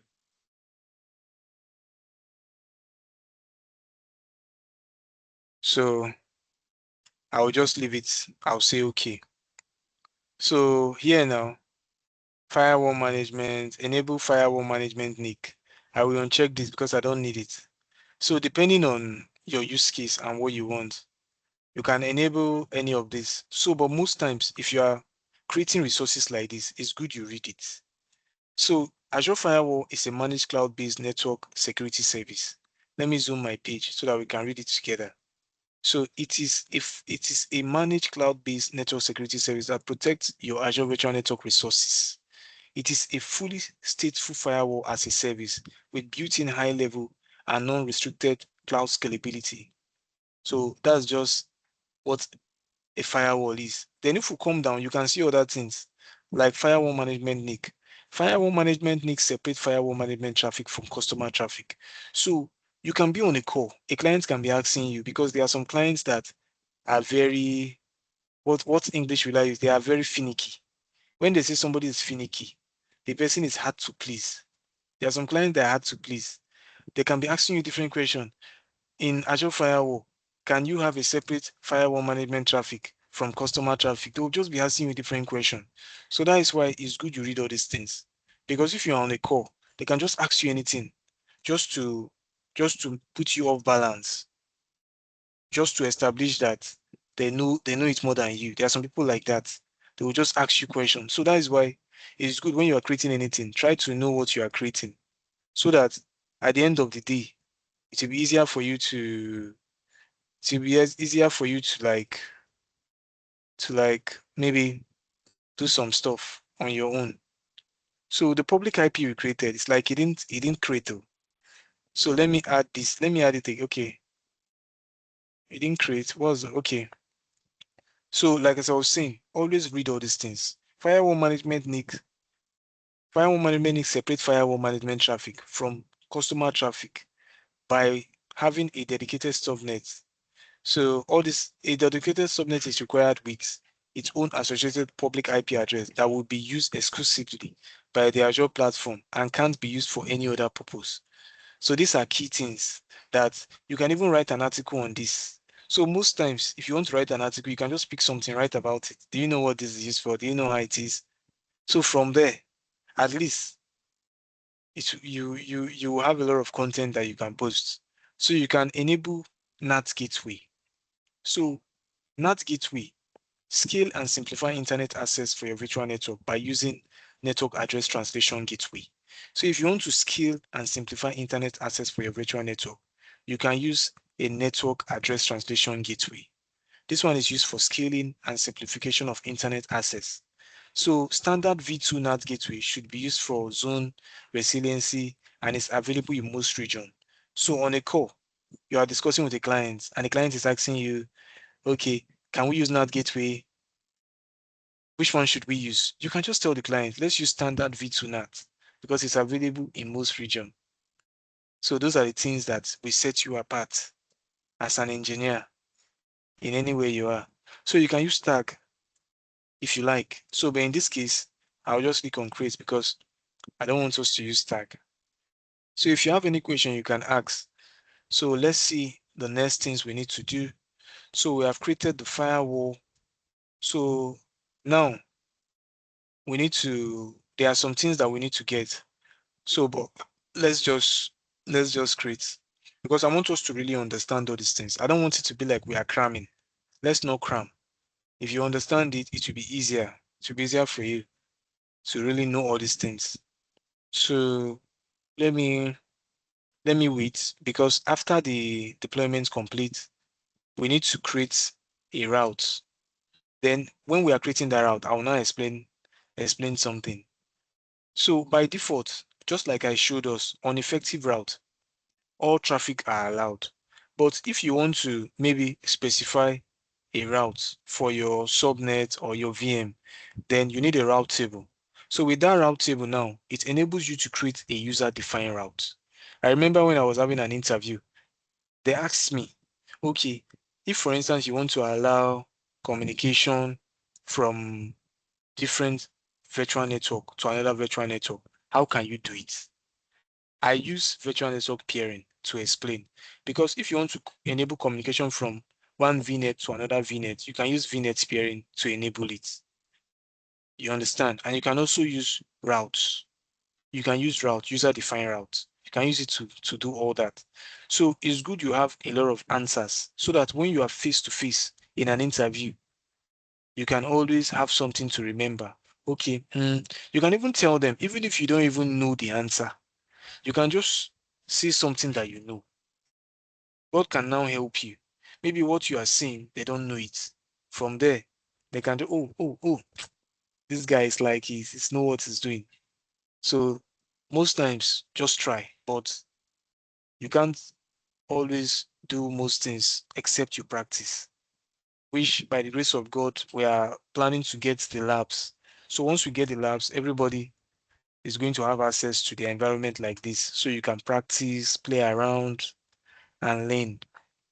So the deployment is in progress. We can't do anything for now because this deployment has to complete before we can, because we need the private IP of the firewall. Without the private IP of the firewall, we can't do anything. So let me go back and show us again how to get effective routes. So if I search my VM here, so I have the VMs I created, server work and server jump. So if I go to server jump now, and I go to network settings,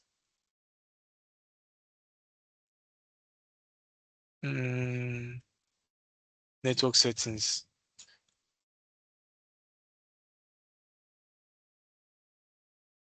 So I'll select the virtual network. So remember, if you want to get the system route or the effective route, you check it from your virtual network. So I'll select the virtual network here. So we can check the system route. Then we'll compare once we are done. So somebody can take a screenshot so that when we are done, we'll go and check, because seeing is believing. So effective route, this is the effective route. So it will load. So we'll soon be done. So once we are done, at least everybody on this call have learned how to create a firewall. You know how to use Network Watcher to troubleshoot network issues. So this is how to get your user-defined routes that we are going to change. So instead of traffic to be routing to the internet, everything just allow. So we'll use firewall, and we're going to see how we can use firewall to create network rules and application rules. And I'm going to also show us some things too. So, but in this case, let me see if it's complete. It's still creating. Okay. So let me go back to the resources. Let me see, because sometimes Azure can be funny. It might have finished creating, but it's just telling us it's still deploying, deployment in progress. So you can see it's saying deployment in progress, but it has finished. So what I'll do is I'll copy the private IP because I need the private IP. So I'll copy this private IP. Let me paste it here. Let me see. Okay, it's not showing me anything. That means probably it's still deploying because I need the private IP. So let's just exercise patience. So you can take water. If you are tired, you can stand up, stretch your legs, and do some exercise so that at least you can. And let me check the chat to see because my no moderator is here to help me. So let me check.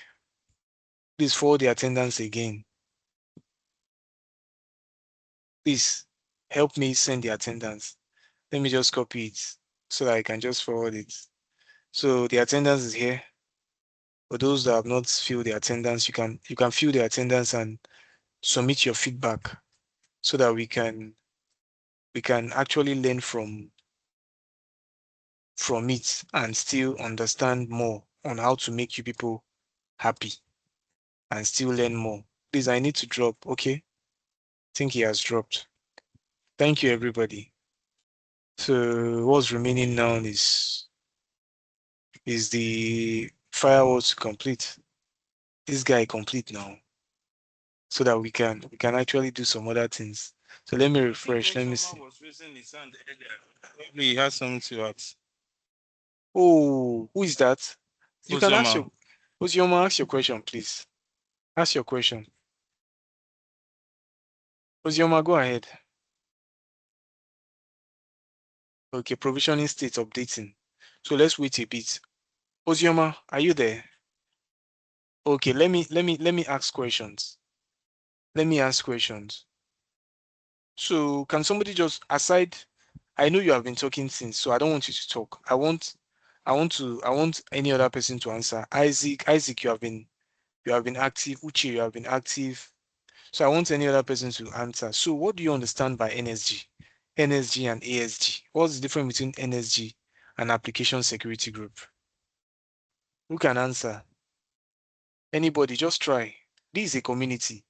It is better we ask you this question, you did not get it here, and we correct you than an interviewer asks you and you fail it. So it's better you even try because this is an avenue that you can use to grow yourself. Community is not just where I will just come and be teaching. It's still a place where we can train ourselves on how to answer. See it as if I'm an interviewer. I'm asking you, what is NSG? And sincerely, they can ask you. One of my guys did an interview with one company. They were asking him all these things. That how can you create routes? All these things we are talking about, user-defined route, system route. That was what they were asking him, and he didn't pass. If he was able to answer, maybe some organizations are not expecting you to know everything, but at least even if it's small thing you can see, and the favor of God is now on you, they will take you. So anybody should try. Anybody should try. ASD is a logical grouping of VMs in a network. Yes, yes, yes. But I need you to talk. George, talk. You can talk. All right, good evening. So for NSG, Network Security Group, it just allows you set rules for inbound and outbound traffic. While for ASG, it just helps you streamline the application security group in the sense that you are not targeting those rules that you have created through the IP addresses. Instead, you're doing it through the application security Wow. groups that you have. Wow. Wow. If I was a recruiter, I will employ you sincerely because you answered that question very well. Thank you very much for that answer. Yeah. Thank you. I really like the answer. Like, I'm satisfied. If I was the one interviewing you, if you just answer it like this, I will know that you understand. You understand it. Please repeat it again so that other people can also learn from the answer you just gave. Please, can repeat what you just said again. Okay, so I said for network security groups, it allows you create network rules that allows inbound to either allow or deny inbound or outbound traffic. Why for application security group is more like streamlining the applications you want these NSGs you created to access. rather than accessing it through the subnet or IP addresses that you've created. So it's just like accessing it through the application security groups you've created. Yeah, thank you very much. So I love that contribution. Thank you. So our firewall has finished creating. So now what we'll do is, if we go back to our lab, so the next thing we have to do is, after creating the firewall, we want to create default route for our workload subnet. So what we'll do is, we need to copy the IP address of the private IP of the firewall, which we have done. So if I come back to the portal here, this is the private IP, I've copied it. So let me go back to the lab. Then after copying the private IP, we need to create a default route. So in this task, you create a default route for workload subnet. This route will configure outbound traffic through the firewall. So creating a route now is, what it just does is that instead of you to use the normal system route, you want to counter it by default route, by creating default route, which is user defined route, so that you can allow traffic through your firewall. So let's search for route table on Azure portal so that we can create the route table. So let me go to the portal and search for route table. Route table. So we have different routes here, but I'll create my own. So I'll click on create. Then I'll put the route table in what's the name of that resource group again? Virtual Network RG MS Naija. Then which name? Let me check if this is on my clipboard. Okay. Let me go and select the name. So I'm giving it firewall route. So I'll use routes. Then propagate gateway route. So if you're propagating gateway route, that's another thing. So if we click on this button here, select no to prevent propagation of on-prem routes to this network. So in the future, maybe if you want to prevent propagation of on-premise route to this network interface, you select no. So let's just leave it as yes, because if, for instance, now this route table, you want to use it for on-premise routes, then you need to select yes. But if you don't want to use it for on-premise routes, or you don't want to route on-premise traffic to this network, then you can leave it no, but let's just leave it at the default, yes. So region, let's select West Europe. So all these things are new. So it means that you can prevent propagation of on-premise routes to your network interface using this. So, but in this case, let's just leave it at yes. So I'll click on review and create so that we can create the route table. Create. So this one will not take time. Yeah. So after creating the route table, we'll go to resources. So this is the route table we created, firewall route. So let's go back to our lab. So now that we have created the firewall route, so we need to do something. We need to go to settings. So from settings now, we need to associate our subnet to this particular firewall route table that we just created. So let's go back to the route table. So, and we're associating the workload subnet to it. So let's go back. I will come to subnet here. You see, no subnet is associated with this route table. So I will associate our virtual network. So I will select the VNet that I created in the lab. Then I'll select workload, because let's confirm again. I think it's workload subnet. So I'll select it. I'll click on OK.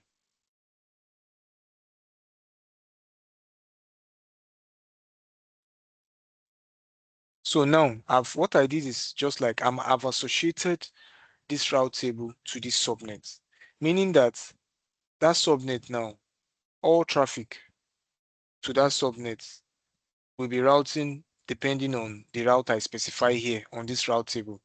So if I say I want traffic to be routed through the firewall, if you are trying to hit this subnet, if you are not going through the firewall, there's no way you can hit it.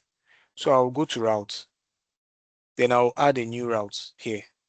So let me go back. Let's not, if you have any question, you can always drop your question on the community group so that other people can also answer. And also, I will also try, if I have time, I can also answer too. So for destination, we are going to select IP address. So let me check. Then we are going to put this IP address range, which is 0.0.0. But what this means is that once I draft it, I will explain it. So I'll paste the range here. Then the next hop, we'll select virtual appliance. Then we'll now put the private IP of the firewall.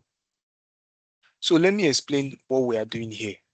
So this is a route, and the name of the route is firewall route. So indirectly now I'm saying that the destination is IP address, and the destination IP is any IP. Like I'm using 0.0.0.0. That means anybody that want to communicate with this particular subnet that are associated with this route table, it must pass through the firewall. So this virtual appliance now is more or less like a virtual firewall. You know, those of us that are familiar with Sophos endpoint security, the other one is very popular. What's the name? Say for Fortinet also, and one I've forgotten the name of one popular network devices. Cisco network. If you're using Cisco firewall, all those firewalls like that. So as it is, those are physical firewalls. So this Azure firewall now is a virtual appliance. You know, those your firewalls, local firewalls, they are also appliances, electrical appliance. If you go to the market, you want to buy refrigerator, you want to buy a microwave, AC, those are appliances that are used in your house. So firewall is also an appliance, but in this case, it's a virtual appliance. So for you to be able to identify that virtual appliance, you need the IP. So meaning that anybody that wants to, from any destination, if you want to hit this subnet, you must pass through this firewall as the next hop. I'll click on add. So once I click on add, we'll now go and check the effective routes. Let's see. So I'll go back to the manual. So now we need to configure application rule. So this application rule now, we want to create an application rule on the firewall so that we can allow, remember when we're talking about firewall, we said firewall allows you to create FQDN based rules, but NSG does not allow you to create FQDN based rules. So this is an example of a fully qualifying domain name, www.bing.com. So we are creating an application rule now on the firewall to allow bing.com. So I will go back to Azure portal. Then I've created this route now. So let's go back to workload VM. Let's check if that route has applied to it. So if I go to server work and I select the virtual network here under network settings,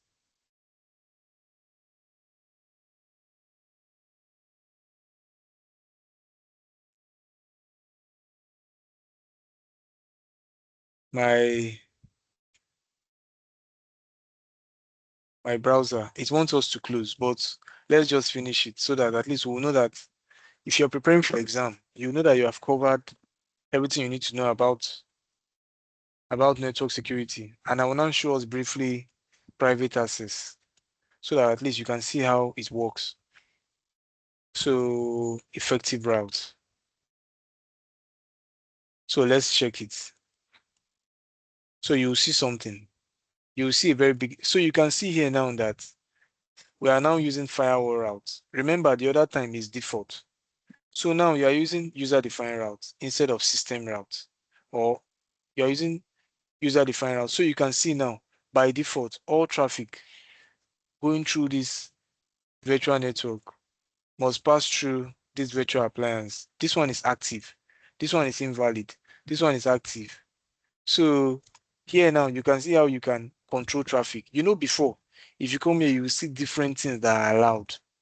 So by using user-defined routes, you're automatically like trying to bypass those default rules that are allowed for you to access your environment. So now, every traffic now must pass through the firewall. For you to access this VM, the next hop is the firewall. So meaning that if I want to browse to the internet, if I did not allow that particular connection on the firewall, it will not work. Because every connection we have to go and check the firewall to check the rules, if it is permitted or not. So I'll go back to the firewall now so that we can create the application rule. Firewall.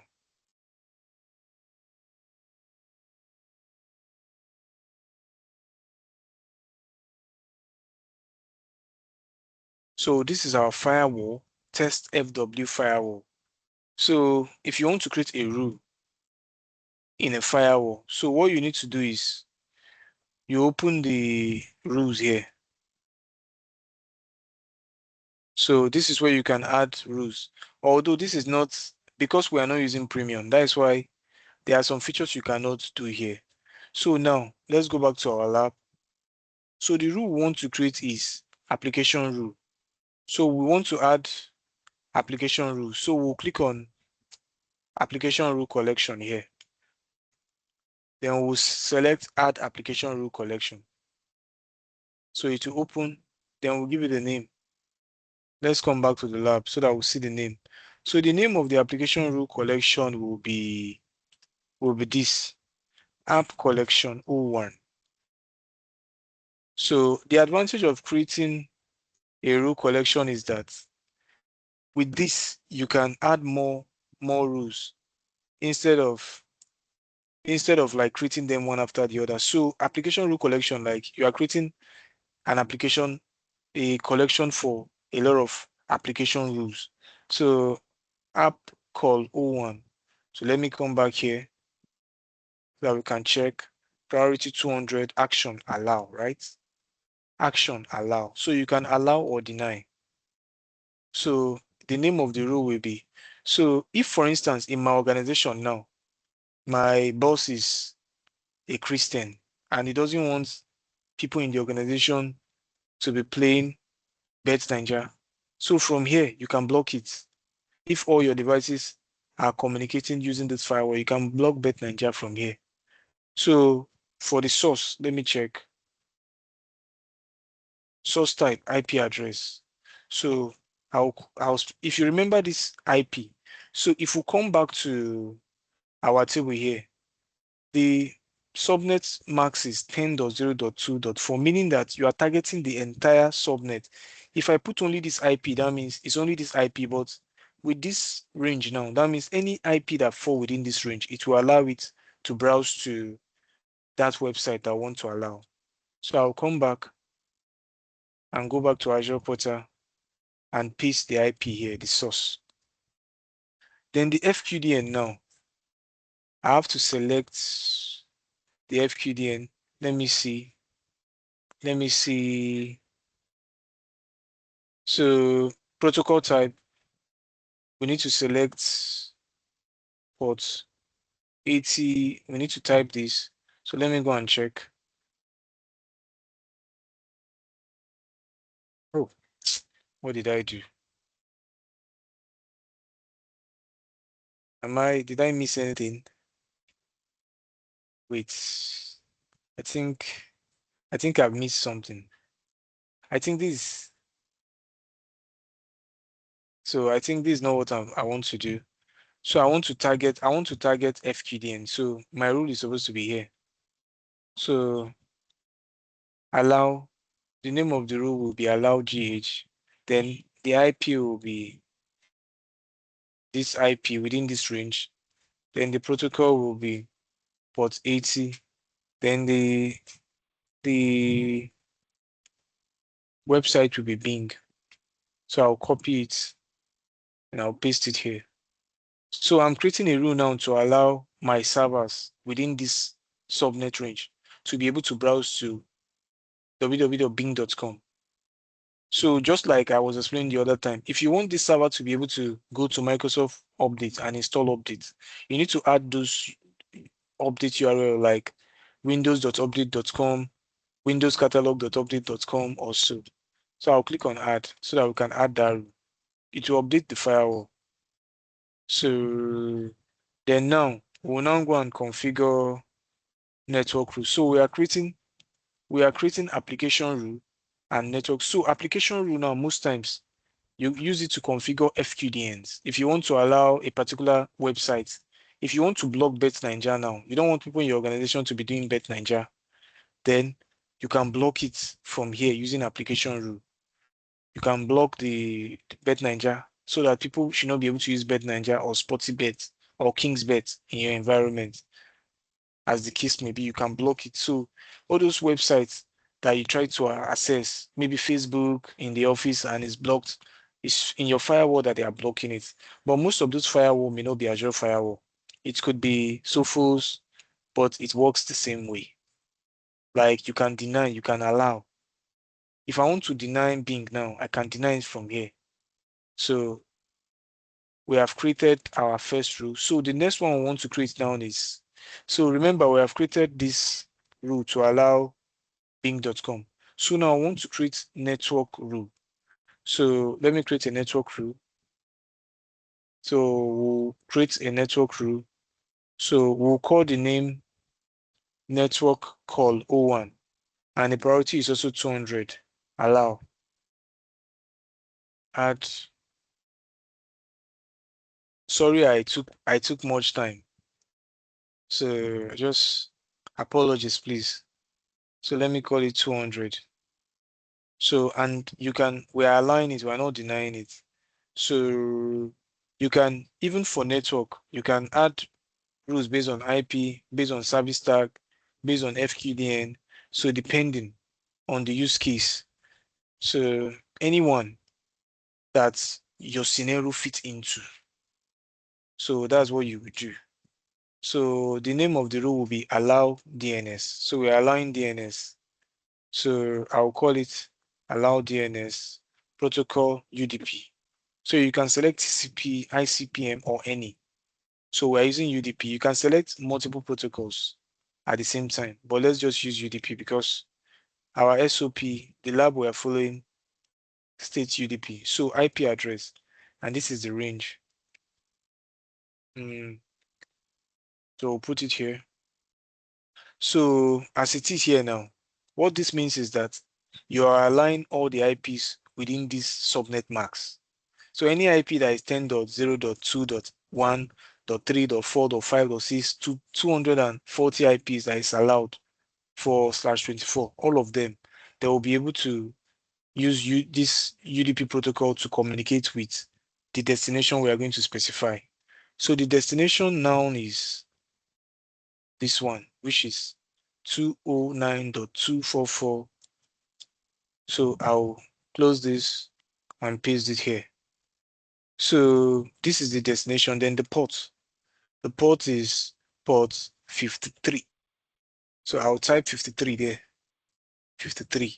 So now what it means is that I'm allowing DNS from this source to any of these IPs here as a destination. So let me see if there's any other thing we need to do before I add. So I'll click on add network rule. So with firewall, one thing they will ask you in an interview, what do you understand about firewall? Have you used firewall before? So if you want to set yourself apart, you tell them that you created application rule to allow a particular website. Then you created a network rule to allow, so network is majorly used to allow maybe traffic from one port to another port. You know, majorly now, maybe you want to allow DNS. The source, you are using the source now. You are using IP. Then in the destination that you want to talk to, you are using you have to allow, you have to specify the port. So those are the things you see there, so that at least they will know that okay, this person is somebody that really knows I've worked with firewall, and also you can also go and study more too. You can study more so that at least if you are doing the lab, it will be easier for you. So now we are going to configure virtual machine DNS server. So this is the virtual machine, which is SVR work. So we're going to configure the DNS settings of that server. So majorly, what DNS is like domain name resolution. So let me go back to the portal so that I can just do it so that we can close and test everything we want to test. So let me open that server work so that we can configure DNS there. So once we open server work virtual machine, we go to networking, network settings, then DNS servers, networking.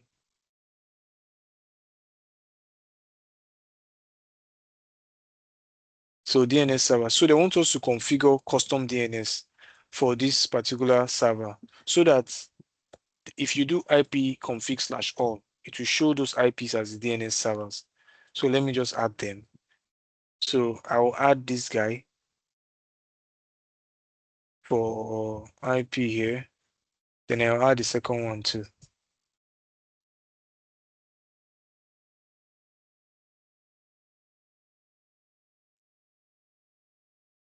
So I will apply.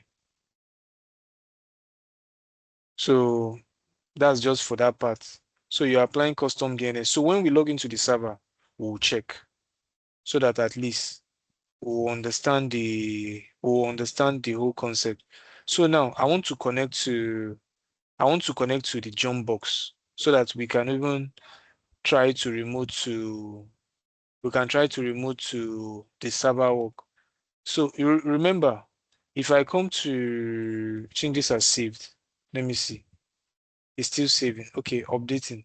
So if I come to virtual machine here and I open server work, so if you notice, it doesn't have public IP. Public IP is not there. That means if I want to remote to it, I need to connect to the virtual network so that once I connect to the virtual network, I'll be able to access this using the private IP. Since I'm not using VPN, for me to access it, I need to first of all connect to the jump server. So I'll go to the jump server, and the jump server has a public IP. So what I'll do, I'll click on connect so that I can connect to the jump server. So I will download the RDP file so that I can RDP to the server.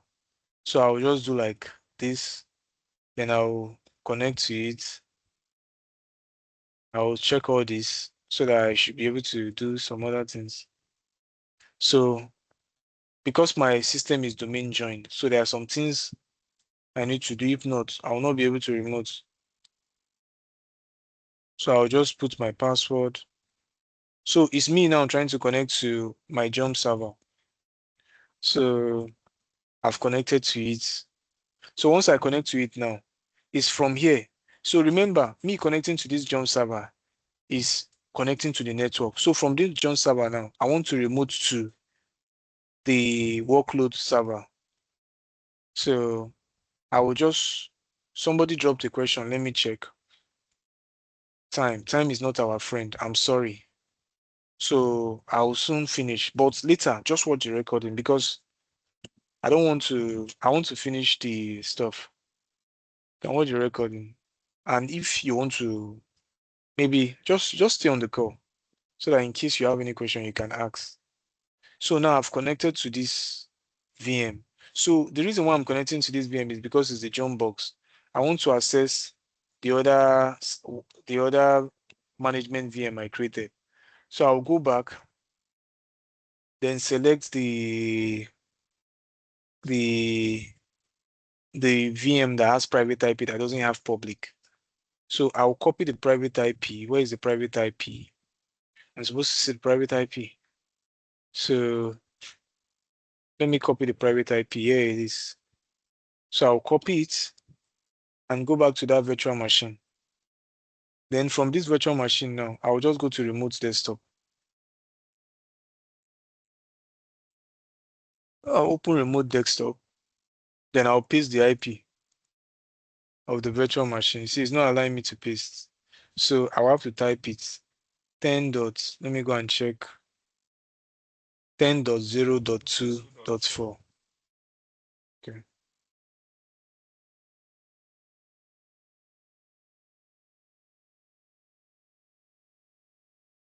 So now I'll put my username. So this is a secured connection. So all connection is from the jump box. So that means if I don't have access to this jump box, there's no way I'll be able to connect to any server.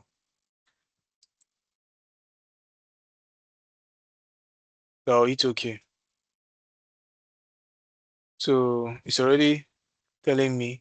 So I'll connect. So now that DNS we configure, we are going to check it to see if it's working. I'll just run ipconfig so that we'll see if that DNS we did is working. So I'll just check. So that DNS, what it means is that you are adding a name server for the VM. So that's just what it means. So name server helps in name resolution, because remember, we don't have a domain controller here that does the name resolution. So we need an external DNS server. So that's why we're adding those IPs.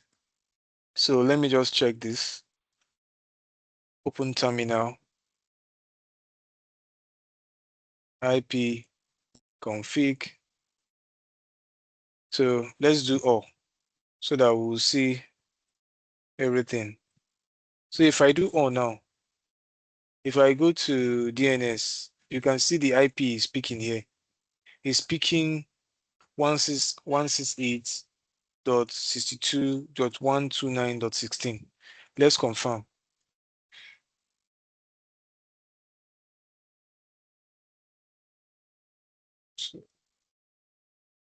So this is the server work. Let's go to the network settings. So we'll still test if it can even browse, because that's if it can go to that Bing. So we'll run all those tests. So let me go to DNS servers. So we have 2244 dot as the DNS servers. So let's go back to the VM. Let's see the one we're checking. It seems we are checking the wrong one. I think that's it. So Azure, but majorly you are supposed to see the DNS server shown here. So let's go back to our lab. So I want to go back to the demo now. So from here, we have already remote to the server work. So now I want to run this command, which is I want to run within the remote desktop section to server jump, right click on start, run this command. So what this means is that it's still the same thing. So if I run this command, it's just an automatic way of opening remote desktop. So if I go back to, this is the jump server. If I right click and say run, and I type MSTSC and I hit enter, it will open remote desktop connection. So let me do it again. If I do run and I type MSTST, it's just like a shortcut to open remote desktop. Then the other one that they are saying that, okay, type the SRV work. So if I put this hyphen, it's more or less like I want it to automatically pick the server name. So, but there's no need. So I'll just leave that one because we have already remote to the server. So now what I'll do is I need to browse so that we can see if we can access this bing.com. So let me go to the server, the one that we remote to. So let me open the browser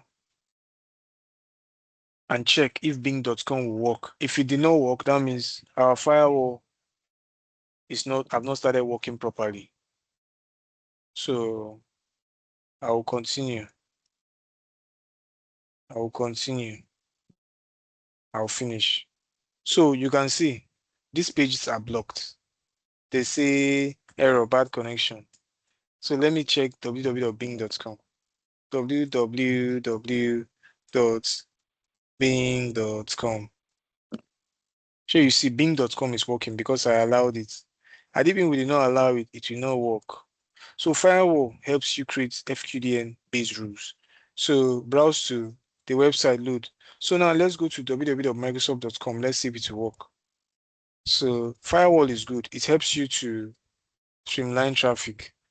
So you don't allow everything. www.firewall. No, okay. Microsoft.com.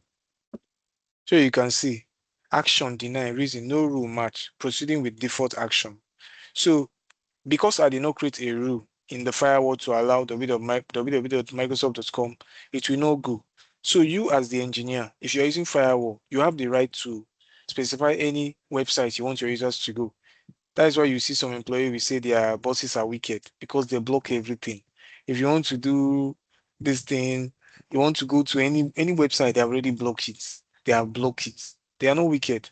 They are just trying to protect the organization. Because if they allow everything, if anything happens, they will still blame them.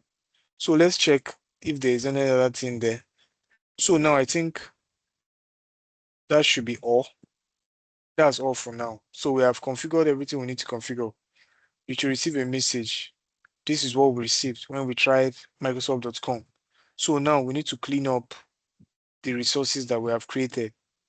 So before we clean it up, let me just walk through everything we did today.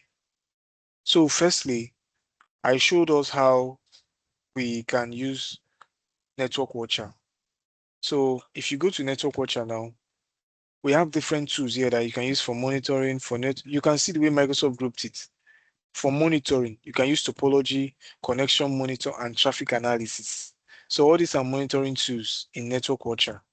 So traffic analysis, you can use it to analyze traffic on your network using NSG flow logs and Connection Monitor Topology, while IP Flow Verify is used for verifying IPs. Then we created 2 virtual machines. Then after creating 2 virtual machines, we created a VNet first before we created those virtual machines. And in our VNet, we have 3 subnets, or before. So if I open the VNet now, you will see all the subnet that we have. Azure Firewall Management Subnet, Azure Firewall Subnet, Jump Subnet, Workload Subnet, everything is here like this. So if I go to connected device, you will see those 2 VMs. We have this VM is connected to this VNet. Then the firewall is also connected to this VNet. The SRV jump server is connected to this VNet. So if I go to subnet, you see those things. So if I click on firewall here now, you will see that firewall that we created. It is associated to this virtual network. So firewall helps protect the virtual network from attacks using rules. So if I go back to the firewall now, so you will now see the firewall that we created. Then we created a rule on the firewall. So this firewall now, we are creating it using classic. So because we are using classic, so the interface is not really so good, but in most modern organizations, they don't use classic, they use firewall manager so that you can have more capacities like creating different rule collections instead of having everything like this. So network rule, we created a network rule. If I edit it, you see what we allowed. So we allowed, where's the rule again? I don't want us to create another one. We allowed DNS, which is, we allowed this 209, 244, and DNS uses port 53. Port 53, DNS uses port 53. So let's confirm DNS port. DNS port is port 53 and it's user datagram protocol. So it's port 53. So most times you can confirm things. So it uses port 53. So what I'm saying is that allow DNS on UDP. This is the source IP to these destinations on port 53. So if you don't specify the port, that means automatically you must specify the port if you are creating network rule. You have to specify the destination port that you want the server. So if it is SMTP now, you know SMTP is 25. If it is RDP, it's 3389. If it is HTTP is 443. I'll be either 880. So if it is HTTPS, it's 443. So depending on the case. So I'll cancel this. So that application rule collection, we created an application rule, which is this one, to allow Bing. That is why we can browse to Bing. So if I want to allow, if I allow Microsoft.com now, you will see it will work. It will work. So let me say allow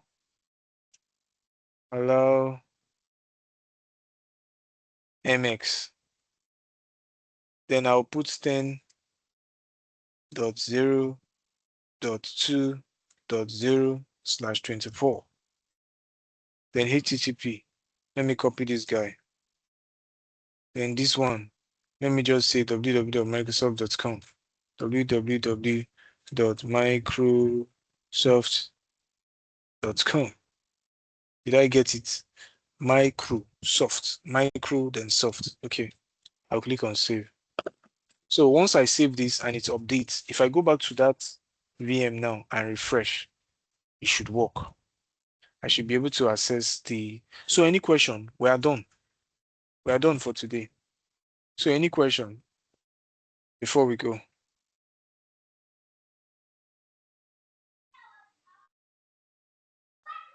Okay, no problem. Since there's no question. Sorry, mine is not a question, it's just a request. I don't know if there's any way you have a resource where that you can share that one can use to improve or get used to scripting within the Azure portal. I really appreciate that, so that while at this, I'm also familiarizing myself with scriptings.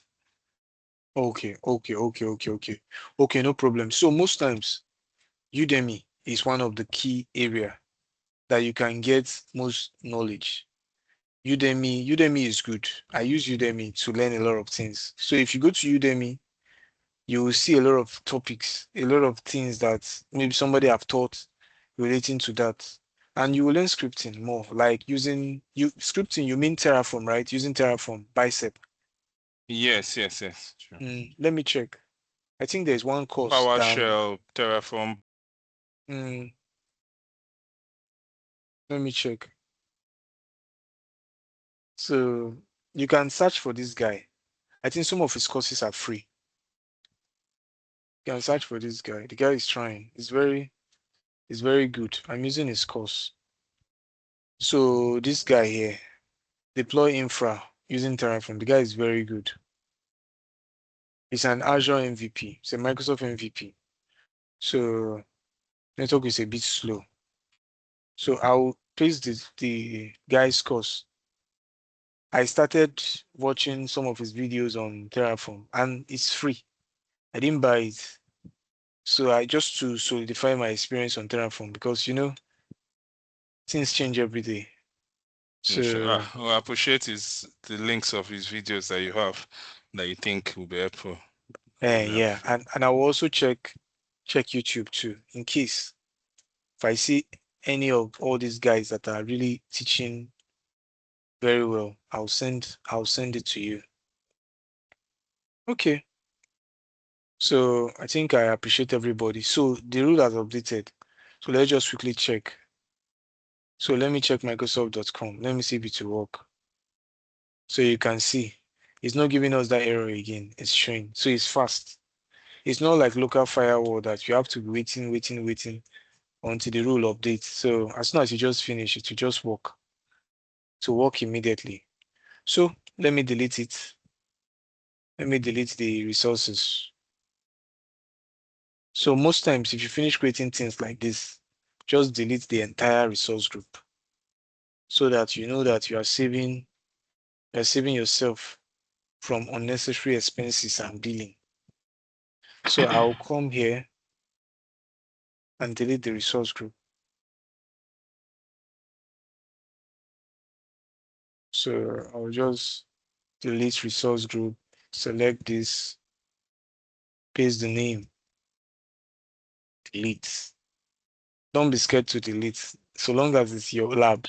But if it's in an environment, make sure you confirm from your bosses before you delete anything, so you don't put yourself in trouble. So let me just stop the recording. Okay, thank you everyone. I think we are done for today. Emmanuel, thank you so We're much. done for today. Yeah, thank you so much. Thank you.